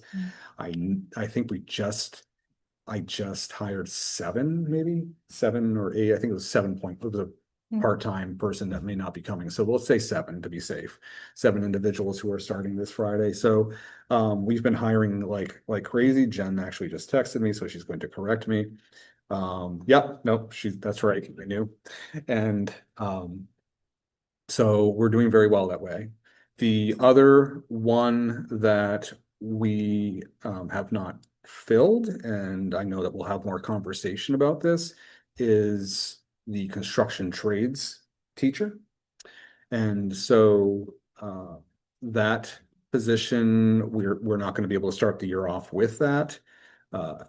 You could have some questions around that and concerns about what about our learners. So we have 14 learners that are ready to go to Keene. Keene has accepted students for construction trades. Now, Keene had its own difficulties with hiring a teacher last year, so they must have one right now to be able to do this. Also, it has opened up the opportunity for our school counseling department to start reaching out to community organizations, and there's a network of individuals right now working to secure opportunities that I think that we'll have more conversation about and be able to share more about in the weeks to come. Businesses mostly that are not right in our own community, but they're businesses in the Keene, Walpole areas, community college support that's able to be done online, like in the area of electricity and getting your licensing for the electrical, getting, a couple hundred hours toward your, I think it's journeyman's license, is that what it's called? And then possibly having some individuals come our way, whether it be through Keene Community Education can do some satellite work and come on over here and provide some courses. Also, the community college network in Nashua, I think Manchester, we've also had conversation with trying to get some people to come this way as well to help.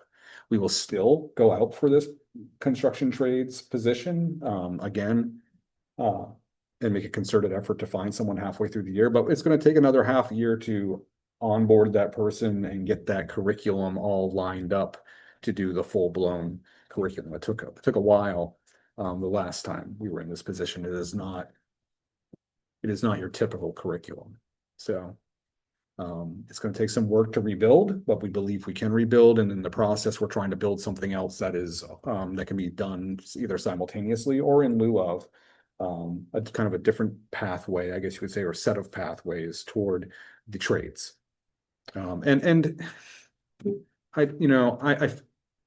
It's unfortunate that we have struggles sometimes within these meetings, but we have a lot of individuals who want to go into the trades. They are not interested in going into certain schools or spending $60,000 a year or taking that amount of debt out, and that's not their goal. And we have to be good with that as an organization, to say, as a school, as an educational institution, to say those individuals matter and we're going to prepare them the best we can for them to thrive in their lives that they're choosing to want to go in. And for those individuals, and what I was trying to say is that I don't disregard the importance of high SAT scores. I know what SAT score, we have people who score in 14s and 1500s and so forth over the past several years. That happens. And those individuals are able to go on to other schools if they have all of, because there are other things that colleges look for. If they have their community service, if they have their clubs and activities that they're involved with, that's important. We can't deny that aspect of them. They have to have that well-roundedness in order to get into a lot of those schools. That's important too. We want to be able to make sure that they are able to thrive in their lives and communities. We want to make sure that our educational system makes sure that all have the opportunities that they and their families want for them to have. And that's what we're striving for.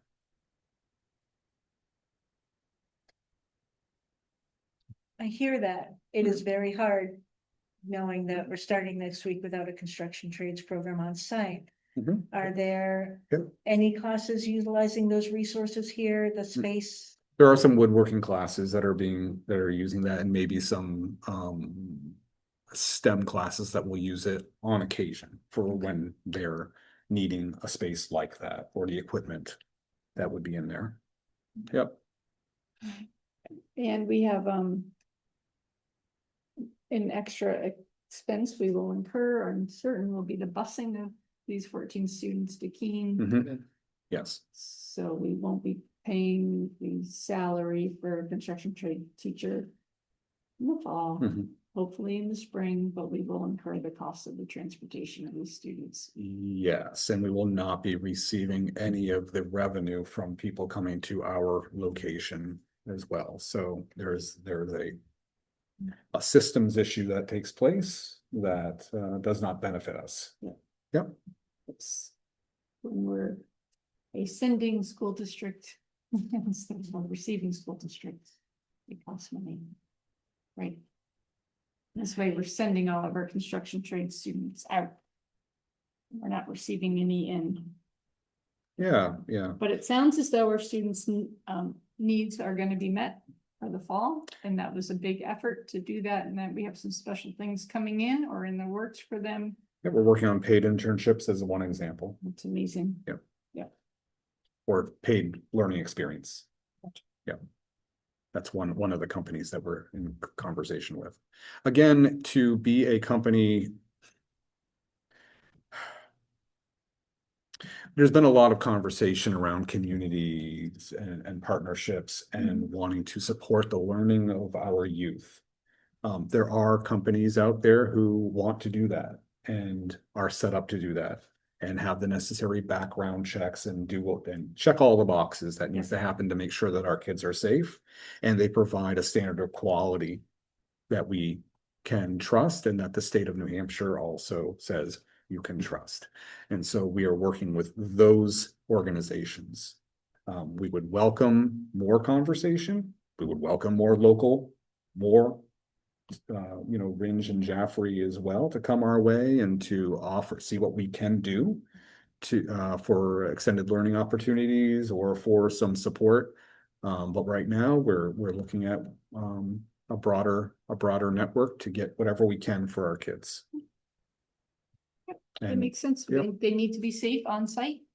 And we need to have businesses that have the room and the space for a couple of extra kids and to be able to have that time and knowledge to explain what's happening and not just do this, but you're looking for a little bit more education. Yep. And sometimes maybe you have to look a little further for that.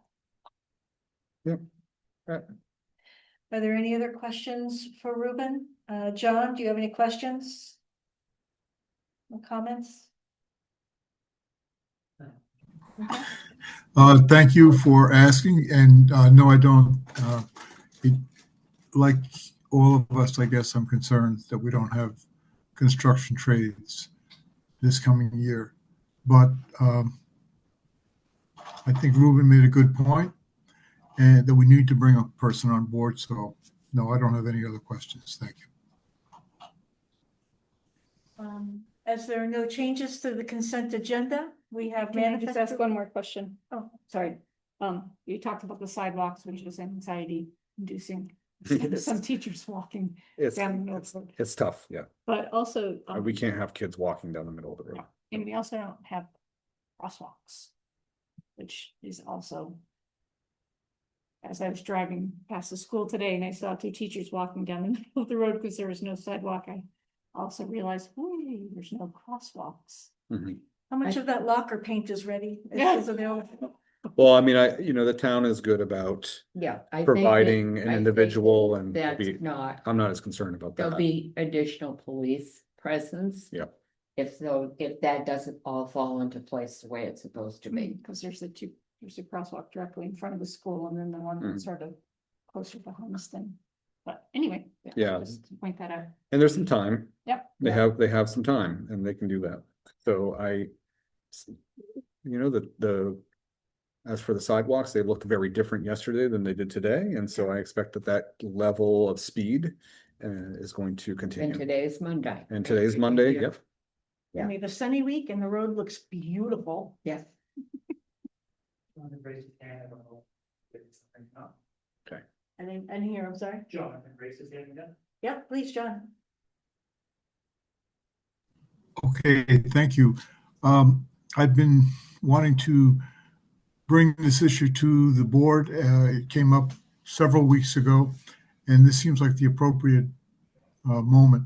And I say several weeks ago, this may have been longer, but I learned about 4 weeks ago, 3 to 4 weeks ago, that the town's plans for the roundabout, which previously included bringing the sidewalks all the way back from the new roundabout to the school property, are no longer operational because of a funding shortfall. Right. So the town, as I understand it, still intends to do some sidewalk coming back out of the roundabout towards the school, but it won't come as far as the school property. I think there was about $1 million shortfall is what I heard. I'm not sure how the decision making was done in terms of where that shortfall would be made up. But if this is something that we're concerned about, then this would be perhaps a time to try to get additional information. John, did you say sidewalk or crosswalks or both? Sidewalks. The plan had been to bring the sidewalk on the school side of Stratton Road all the way down to our property. Yeah. At least that's how I understand it. That's no longer going to be possible, apparently. Mhm. He's correct. Yep. Oh, it doesn't exist now. Okay. All right, there are no changes at the consent agenda. We have manifest to approve, payroll to approve.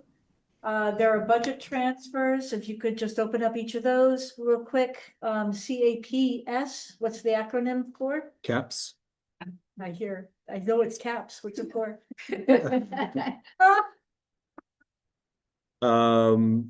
Caps Collaborative, it's a out of district placement. Out of district placement, Yep, okay, I don't know thank what- you. yep. And then the next one, Well, these are all, they're all out of district placements. yep, they're all out of district placements. So they're moving funds in the student services lines to the lines that match the learners who have come in or that we have. It's going, or if the kids have changed from one location out of district placement to another out of district placement, so doing that right there. All right. Yeah. Thank you. We have many nominations No idea what caps stand for. for teachers and paras. That is extremely exciting. We have the reports, the DOE 25 and the MS 25, both are budget related. Do we have conversation about that? Or what is, can you open up DOE 25 just to, again, we're in acronyms again. So this is so yes, thank you. And if we could have a microphone for Carrie, please, to speak to these two items. Right, so these are not actually budget reports. These are the state financial reports that are provided to the state, the New Hampshire Department of Education and the New Hampshire Department of Revenue Administration. So the DOE 25 goes to the DOE and the MS 25 goes to the DRA. So it's the financial report of all the balance sheet items and expenditures and revenues, and it's broken out by different categories. It's provided to the state every year and it's due on September 1st. And the DRA is the Department of Revenue. Department of Revenue Administration, yep. We have a donation of 2,000. Do we need to talk about the other one too? They're both the same situation. The MS 25 is similar? Yes. Yes, okay. Okay. It's different. It's much shorter and smaller format. Okay. Is there anything with these numbers right here that is significant for the board to know, or is there something interesting about this that's maybe out of the ordinary, or? No, there's nothing out of the ordinary. It's just a financial report of everything, that transacted during the year. It includes the unassigned fund balance retainage that the board had already voted on. So typically each year, this would be an action item because the board would have to vote on the retainage, but that was already done the last board meeting. So it's unnecessary this time. Really, that's So the board is approving the sending of these two reports. correct. Right. Thank you. And we have a donation from Patricia Martin of $2,000 for the Jaffrey Grade School, New Hampshire, NHDI, New Hampshire Dance Institute residency Yep.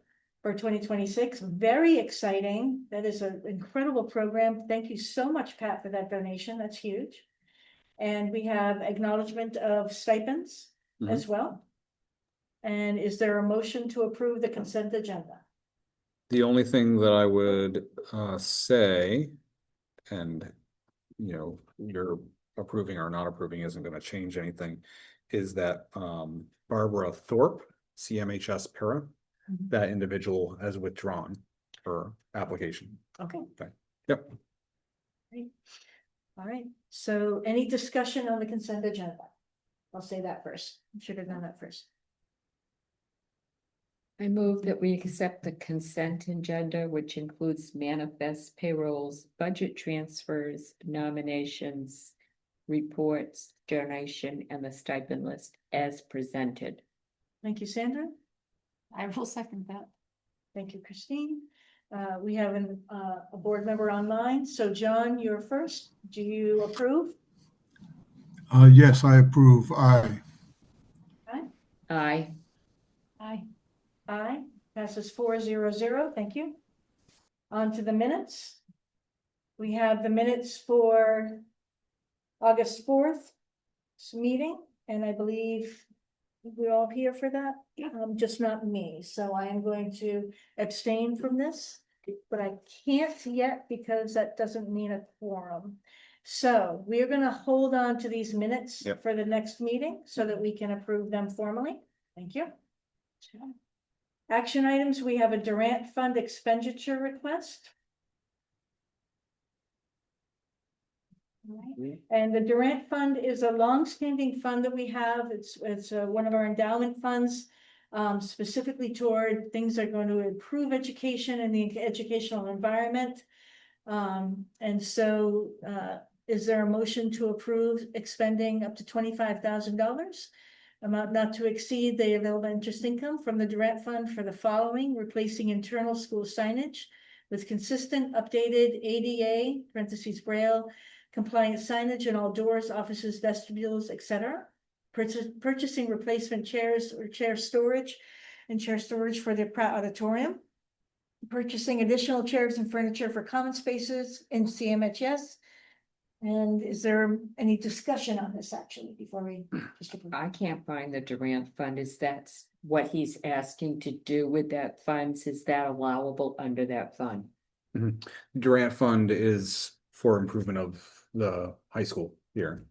And so, for instance, all of the signage you may have heard Yeah. on social media that, oh, we spent all this district money. There wasn't money spent from the district on these signs.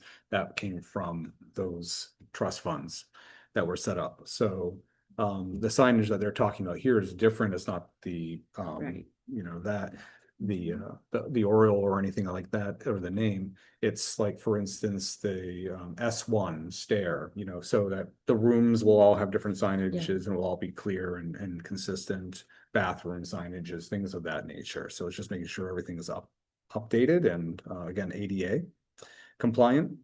And then, yep, these are all areas that Okay. are fine. I know This- some of the funds have specifics on what you can and can't do. Yep. I just want to make sure we're doing what we Yep, can. the Durant fund's a little broader. Okay, So we'll entertain a motion to accept. I will make that motion. Thank you, Christine. I will second it. Thank you. John, do you approve this expenditure of funds from the Durant Fund? Yes, I approve that motion to spend from the Durant Fund. Sandra? Aye. Thank you. Aye. Thank you. And I say aye, passes 400.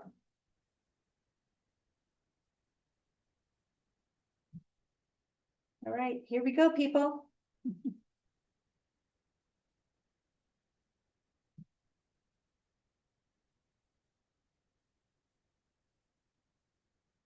I do have notes.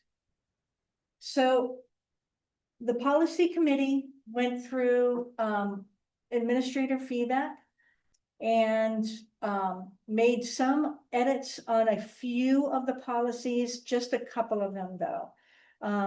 Pretty much everything else was as is. The parental bill of rights is the item that's going to be going in as is into the handbooks. It has to go, the language has to be actually placed in. So once we approve that, and there are no changes on that. That's policy AB. Policy EBB, school safety, there were no changes to that policy. And there were some changes to IHBH, extended learning opportunities. If you would mind opening that, please. Thank you. All right. Language has been changed from guidance counselor to school counselor or counseling department. And we have removed ambiguous language that just seemed like it was too cumbersome. And a couple of these policies offered examples of how it should look. Those were not necessary. Those were too much of a imposing on our practice. So a lot of these policies are what we do now. There's simple language changes, very little to, and so we took out those areas that involved the example, you could do this, or example, you could say this. It just didn't have a point to it. We instead of saying principal, we included language to say that it was designee. Sorry about, oh, I see a typo, program and must, I need a space there. There was a piece in the suggested policy saying that that principals or counselors would help people find a way to pay financial costs of ELOs. That's not something that our district has the funding to do, so we removed that. So in general, we took the advice and applied it here. I think we also made sure that it was for high school only. Yes. Yeah. Yes, that was a suggestion that if we had a middle school extended learning opportunity program, that this would be appropriate for them. We do not have that program. So this has been, those references have been removed. Next policy, there were the chemical policy that we just passed. Trying to remember what was the reason we passed it. I think that we were staying with everything on it, that there were no changes, I believe. And that was EBC. Yeah, we had no,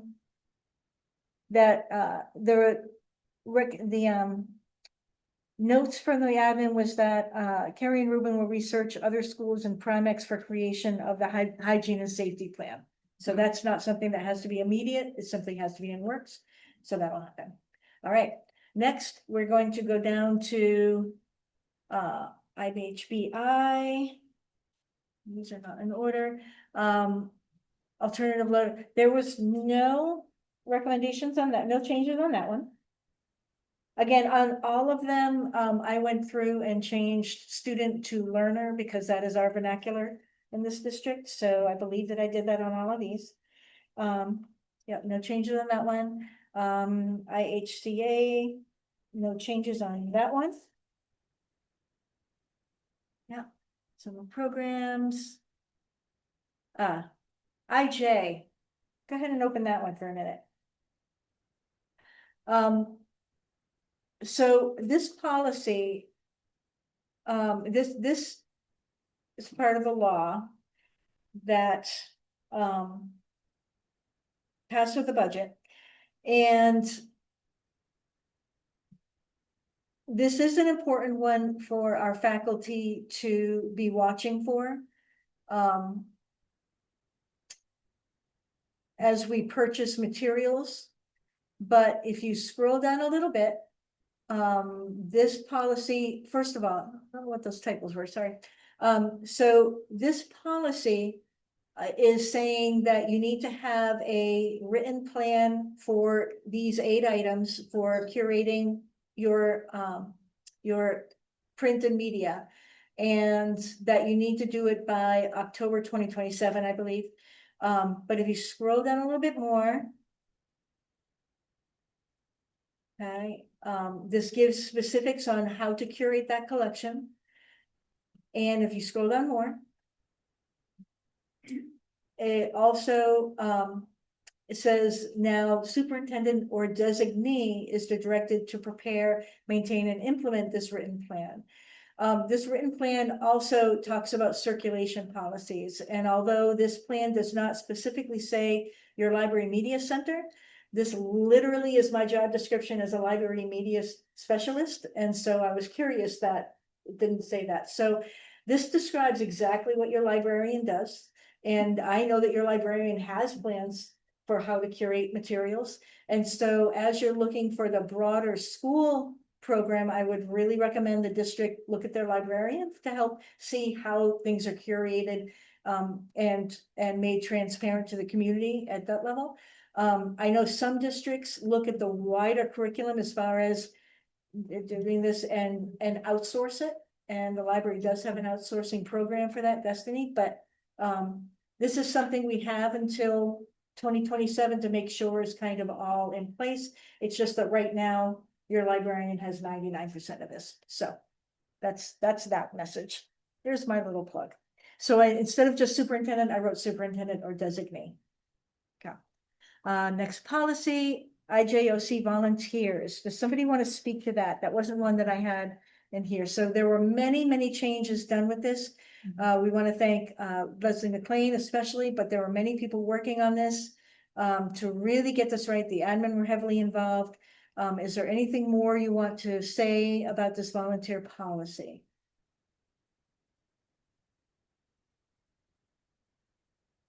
I don't think so. I'm making sure. I'm just looking through it right now.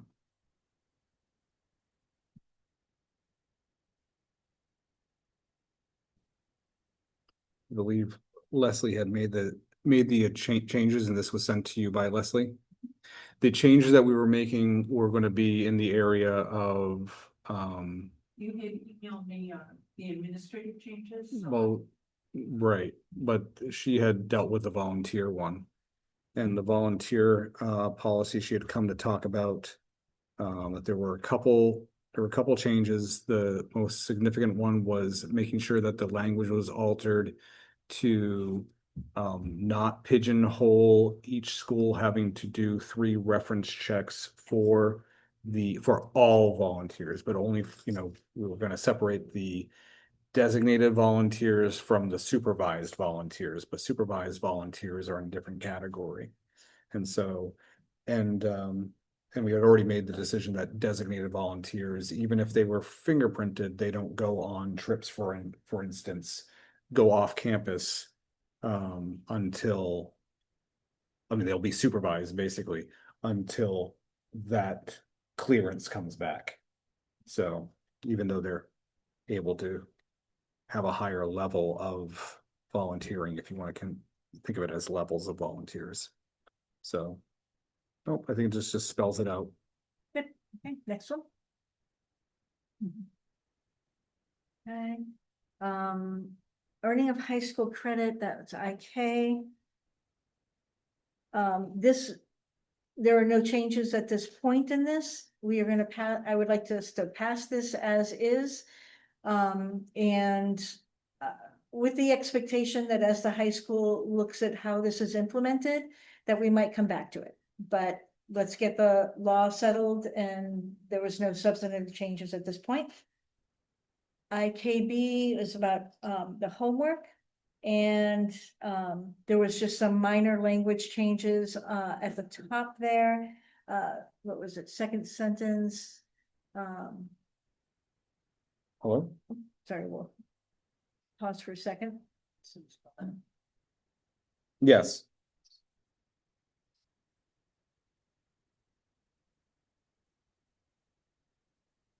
Okay.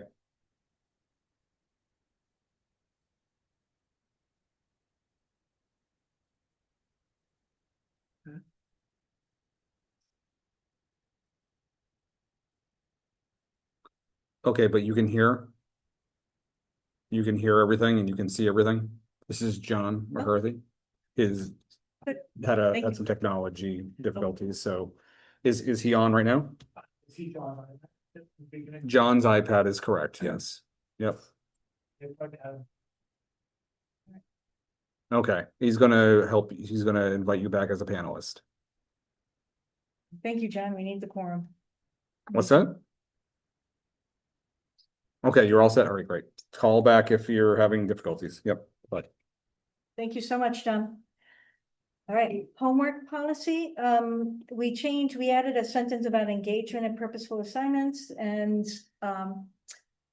yeah, so minor language things on that one. Nothing substantive. Then the next policy, high school graduation requirements, IKF. Are there any? All right.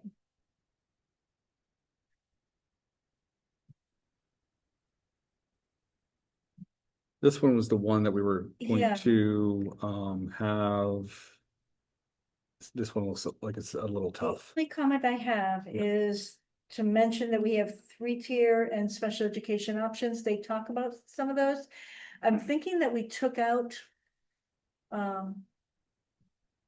I think what we wanted to do here, I would recommend this continue to go on to a third reading or a fourth reading, because I think what we wanted to do here was, well, all these charts are in the handbook that you just approved for graduation requirements. And Right. so making sure that we say that the tiered system will be outlined Mhm.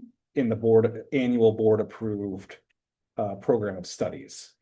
And so that we do not, when we change something in one location, we're not having to change it in a variety of locations at one time.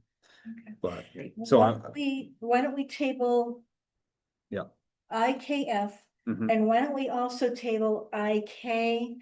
That's the previous one that I said, Mhm. that the earning of high school credit, Yep. same thing. Let's table these two. We'll come back to them Mhm. at a later time. Yep. Okay. All right, then we have IKFG. Exploring learning options. And this is one of the ones where I took out all of the examples. So this was one that the only problematic areas really were that it was just getting too specific, and that wasn't necessary. It wasn't at all necessary for the policy. So I simplified this much more. Yeah, I took out every mention of the examples of this is what it can look like. It was unnecessary. So that one's there. Then we have daily physical activity. We have not had input on this at this time. And honestly, I'd like to table this with the other for a little bit. I really want to have our, The wellness committee the wellness probably should committee. take a look I at really, it. yeah, I think we are trying to go by the letter of the law and our practice is doing that. I think by accepting the majority of these and saying we're gonna wait and talk about these, we're still following. I don't think we're out of alignment. To say we're going to fine tune them more.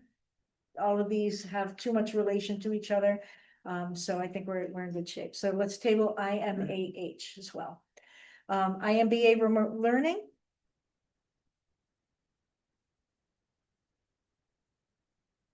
Notes, nobody notes. Okay, yep, there was no changes on that one, good. All right, then. The student conduct JIC, we had just kind of done.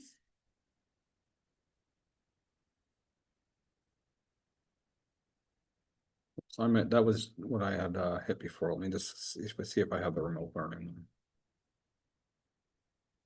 Okay, Yep, very little changes, just again that, what was it? I'm forgetting now, it's going on my head. Anyways, not substantive changes.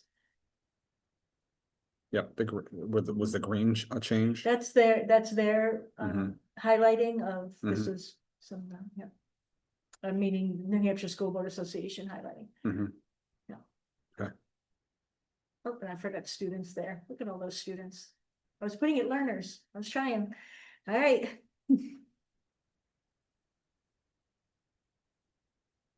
Okay, and then we have JIC student conduct.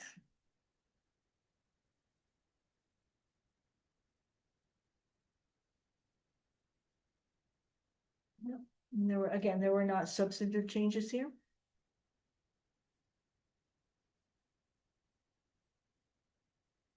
No.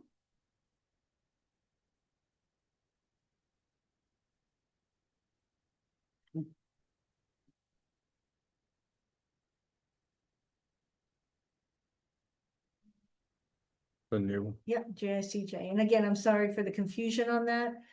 This does not address adults. This only addresses learners. And this is per the HB one budget that passed, where it passed with the requirement that schools have a policy where learners at the very beginning of the academic day to dismissal are not to have their personal devices, whether it's phones or AirPods or watches. So yeah.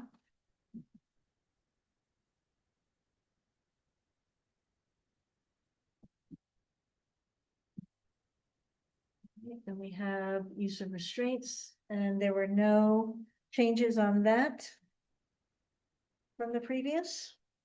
The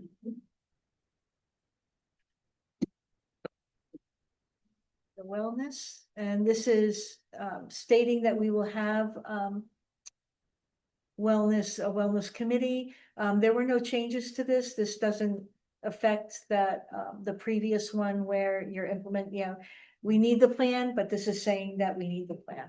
Mhm.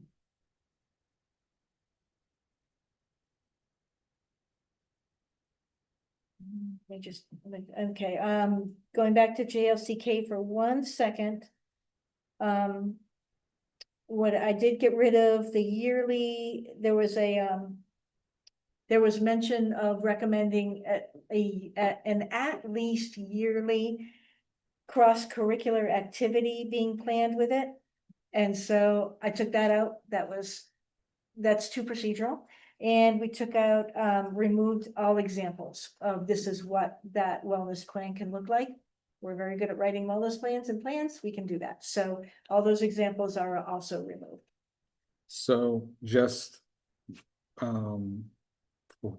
for discussion before we move off of this one, just so that, because I see some language in here. I like the language, but just want to make sure the board is aware of it and its implications.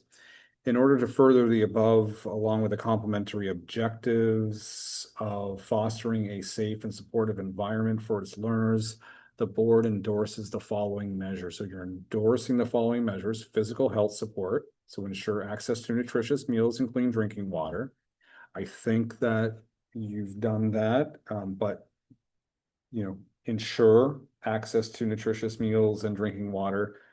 We have to do that with the drinking water. We do the lead testing, all that kind of stuff, and the access to nutritious meals when we do offer them. Okay, so they do have access, but just, so the language. Provide regular physical education and opportunities for activity, maintain clean, accessible school facilities. Part of why I had a conversation today about that. Offer health screenings and referrals to medical services as available. Fine, when you have the words like as available and things like that. Emotional and mental health support, implement age-appropriate social emotional learning programs.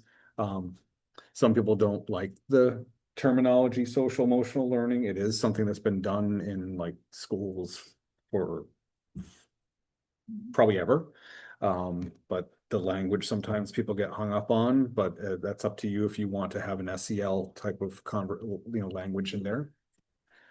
Provide regular training for staff on mental health awareness and trauma-informed practices. Those are things that we need to continue to do. That's a professional development thing. So that means that we have to prioritize that when it's in policy to do.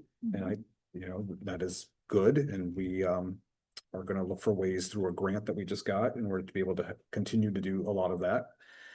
C, employ qualified school counselors, psychologists, and social workers. So I want you to again, you have the language, the board endorses the following measures. I don't know if endorse means you're going to ensure, but you're saying these are good. But to employ qualified counselors, which we do, psychologists, we have one, but it's really more for testing purposes. And then social workers. We don't have social workers. So we just so you're aware of that. Contracting And some services is the psychologists as we contract them, yes. And then prevention and intervention, that's typical. But just so that you're aware of the language. Yep. We have not yet put forth a budget that had an emphasis on social workers, although we have that conversation every single year at some level of the time. This has budget implications. It does have budget implications potentially.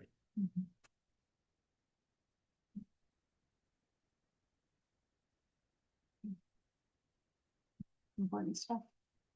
Yeah, I hadn't read it as we need to employ these 3 roles. I had read it as when we utilize these roles, they will be filled by qualified people. Right, that's the Not- way I read it. Okay, as long as, yep, I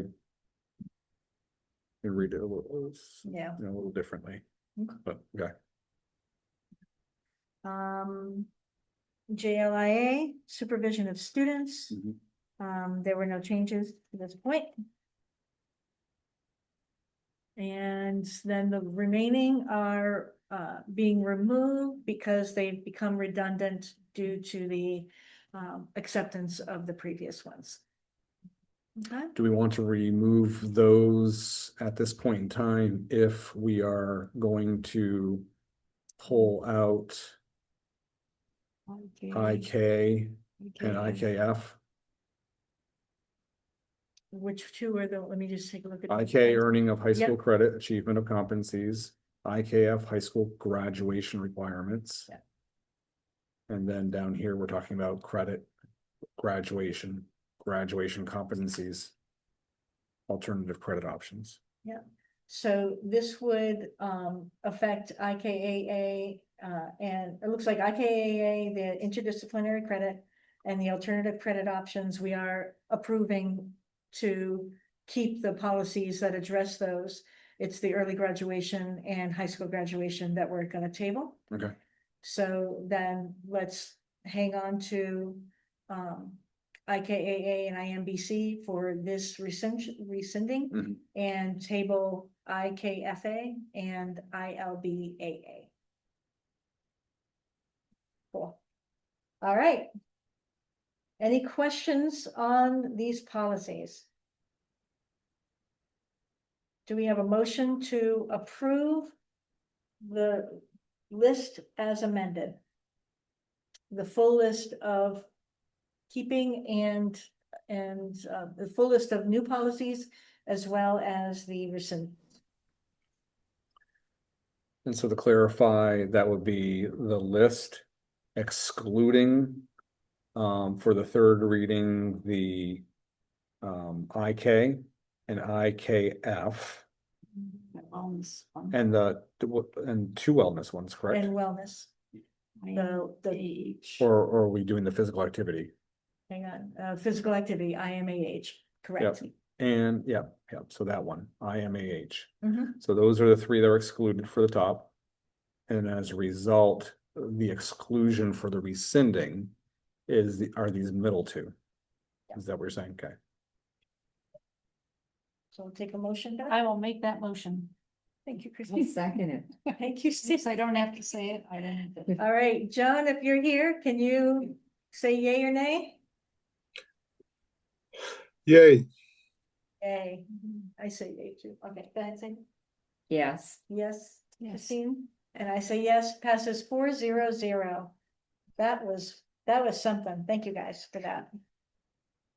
And thank you for the input from the admin as well. Yep, thank you, Lisa. This is obviously a huge amount of work, and thank you for coordinating with admin and Rebecca for doing that. This is obviously a huge amount of work. I appreciate that. Thanks. Are there any discussion items tonight? All right. We will now open up for the second session of public comments and put up the screens for the policy. And there was a lot happening tonight, so public, you are welcome to speak out. Great.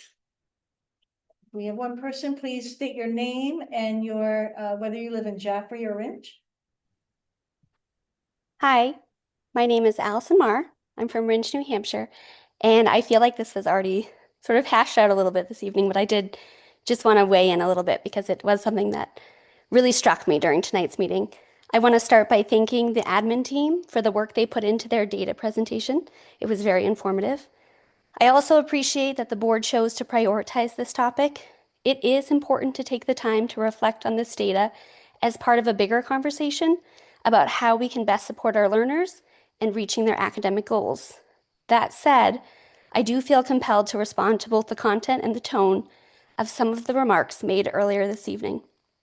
Labeling test scores or post-secondary institutions as B-list is deeply discouraging to our learners, to our educators, and to the broader community that supports them. It sends a harmful message that only a narrow set of outcomes are considered successful in our district's eyes.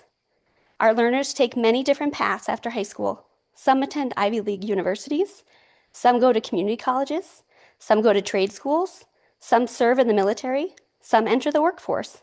And every one of those choices reflects something personal, their goals, their values, their interests, and their financial circumstances.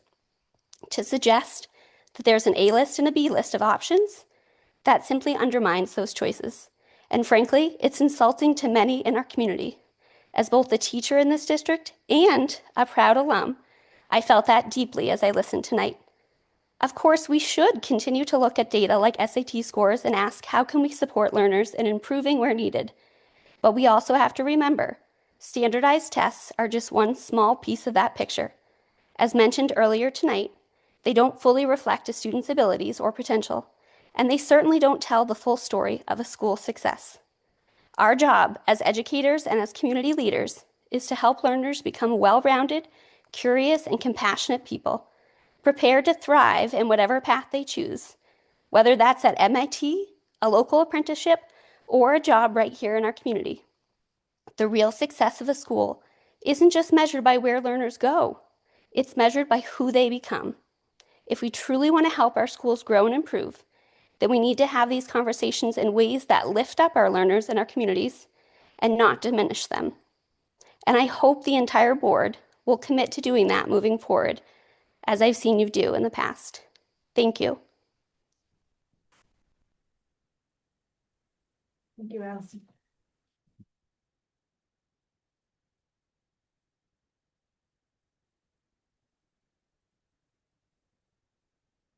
Anyone else online that wanna speak up? No one else is interviewing this time. Okay. All right. Thank you. All right, on to board matters. Okay, one board matter is that, I'll be attending Zoom tomorrow. And I believe John hopefully will be there too, but maybe not, but, for the, New Hampshire Fair Funding, project that we are pursuing with many others around the state. And, we're hoping to have a presentation in October. We're gonna have a meeting tomorrow to, talk about that and see what this could look like and before we bring it to the board, but I just wanted you to know that hopefully there will be a nice sized public presentation to talk about this initiative. John, please. And John, yeah, Yes, hi. Thank you for allowing me to pipe in for a minute. I wanted to say that I was sad to see the conflict among board members get to the point it did, and for Judy to have felt the need to get up and leave. And I hope we can repair that. And I've listened to what David said about, that is Principal Dustin, what he said about the achievements of our students and our goals. I listened to what Ruben had to say, and I think they were both very well spoken. I think they made great points. And I think that what Allison just said was perhaps the best of them all. She really, in a very insightful way, mentioned the different needs of our students, their different goals, and our role as a district to meet all those needs. But having said that, we are also in an era where we're being judged on things like test scores, and it's nothing new. It's always been, to some extent, whether it's No Child Left Behind or, the latest effort to try to either criticize schools or to make them focus more on achievement. This has been going on for many decades. It's not going to stop. And even though Judy's language may not have been the best language, the point she was addressing, which is really giving students a chance to compete for the top colleges,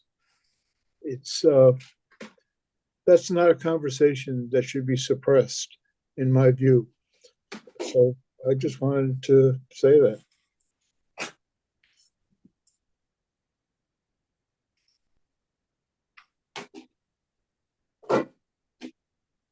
thank you, John.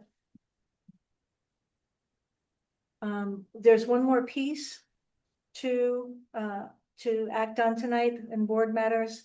The superintendent is requesting permission to move forward with the doctoral program and to the next piece, which is case study work and for the dissertation. And so the board needs to approve that time and the resource. And so is there a motion to approve the superintendent to continue the next stage for the dissertation process? And specifically because it's doing a study in the district. Specifically doing the study in the district. I will make that motion. Thank you, Christine. Is there a second? Second. Thank you. John, can you respond to the motion? Yes, I absolutely approve the motion. Aye. Aye. Aye, and congratulations on being so successful in the process and ready to get to this. How long has it taken you to get to this piece? 3 years, or 3.5 years. Yeah. Crazy, So- very cool. So another maybe several months, we'll Okay, hopefully be there. congratulations on that. Yeah. Good. All right, are there any other board matters? Okay, then we will entertain the last motion. I move that we adjourn the meeting. I will second that. Okay, John, Aye. He was gonna leave us here all night. Aye. aye, and I say aye. Motion passes 4-0-0, as did the dissertation. Thank you, everybody. Good night. Good night. Good night.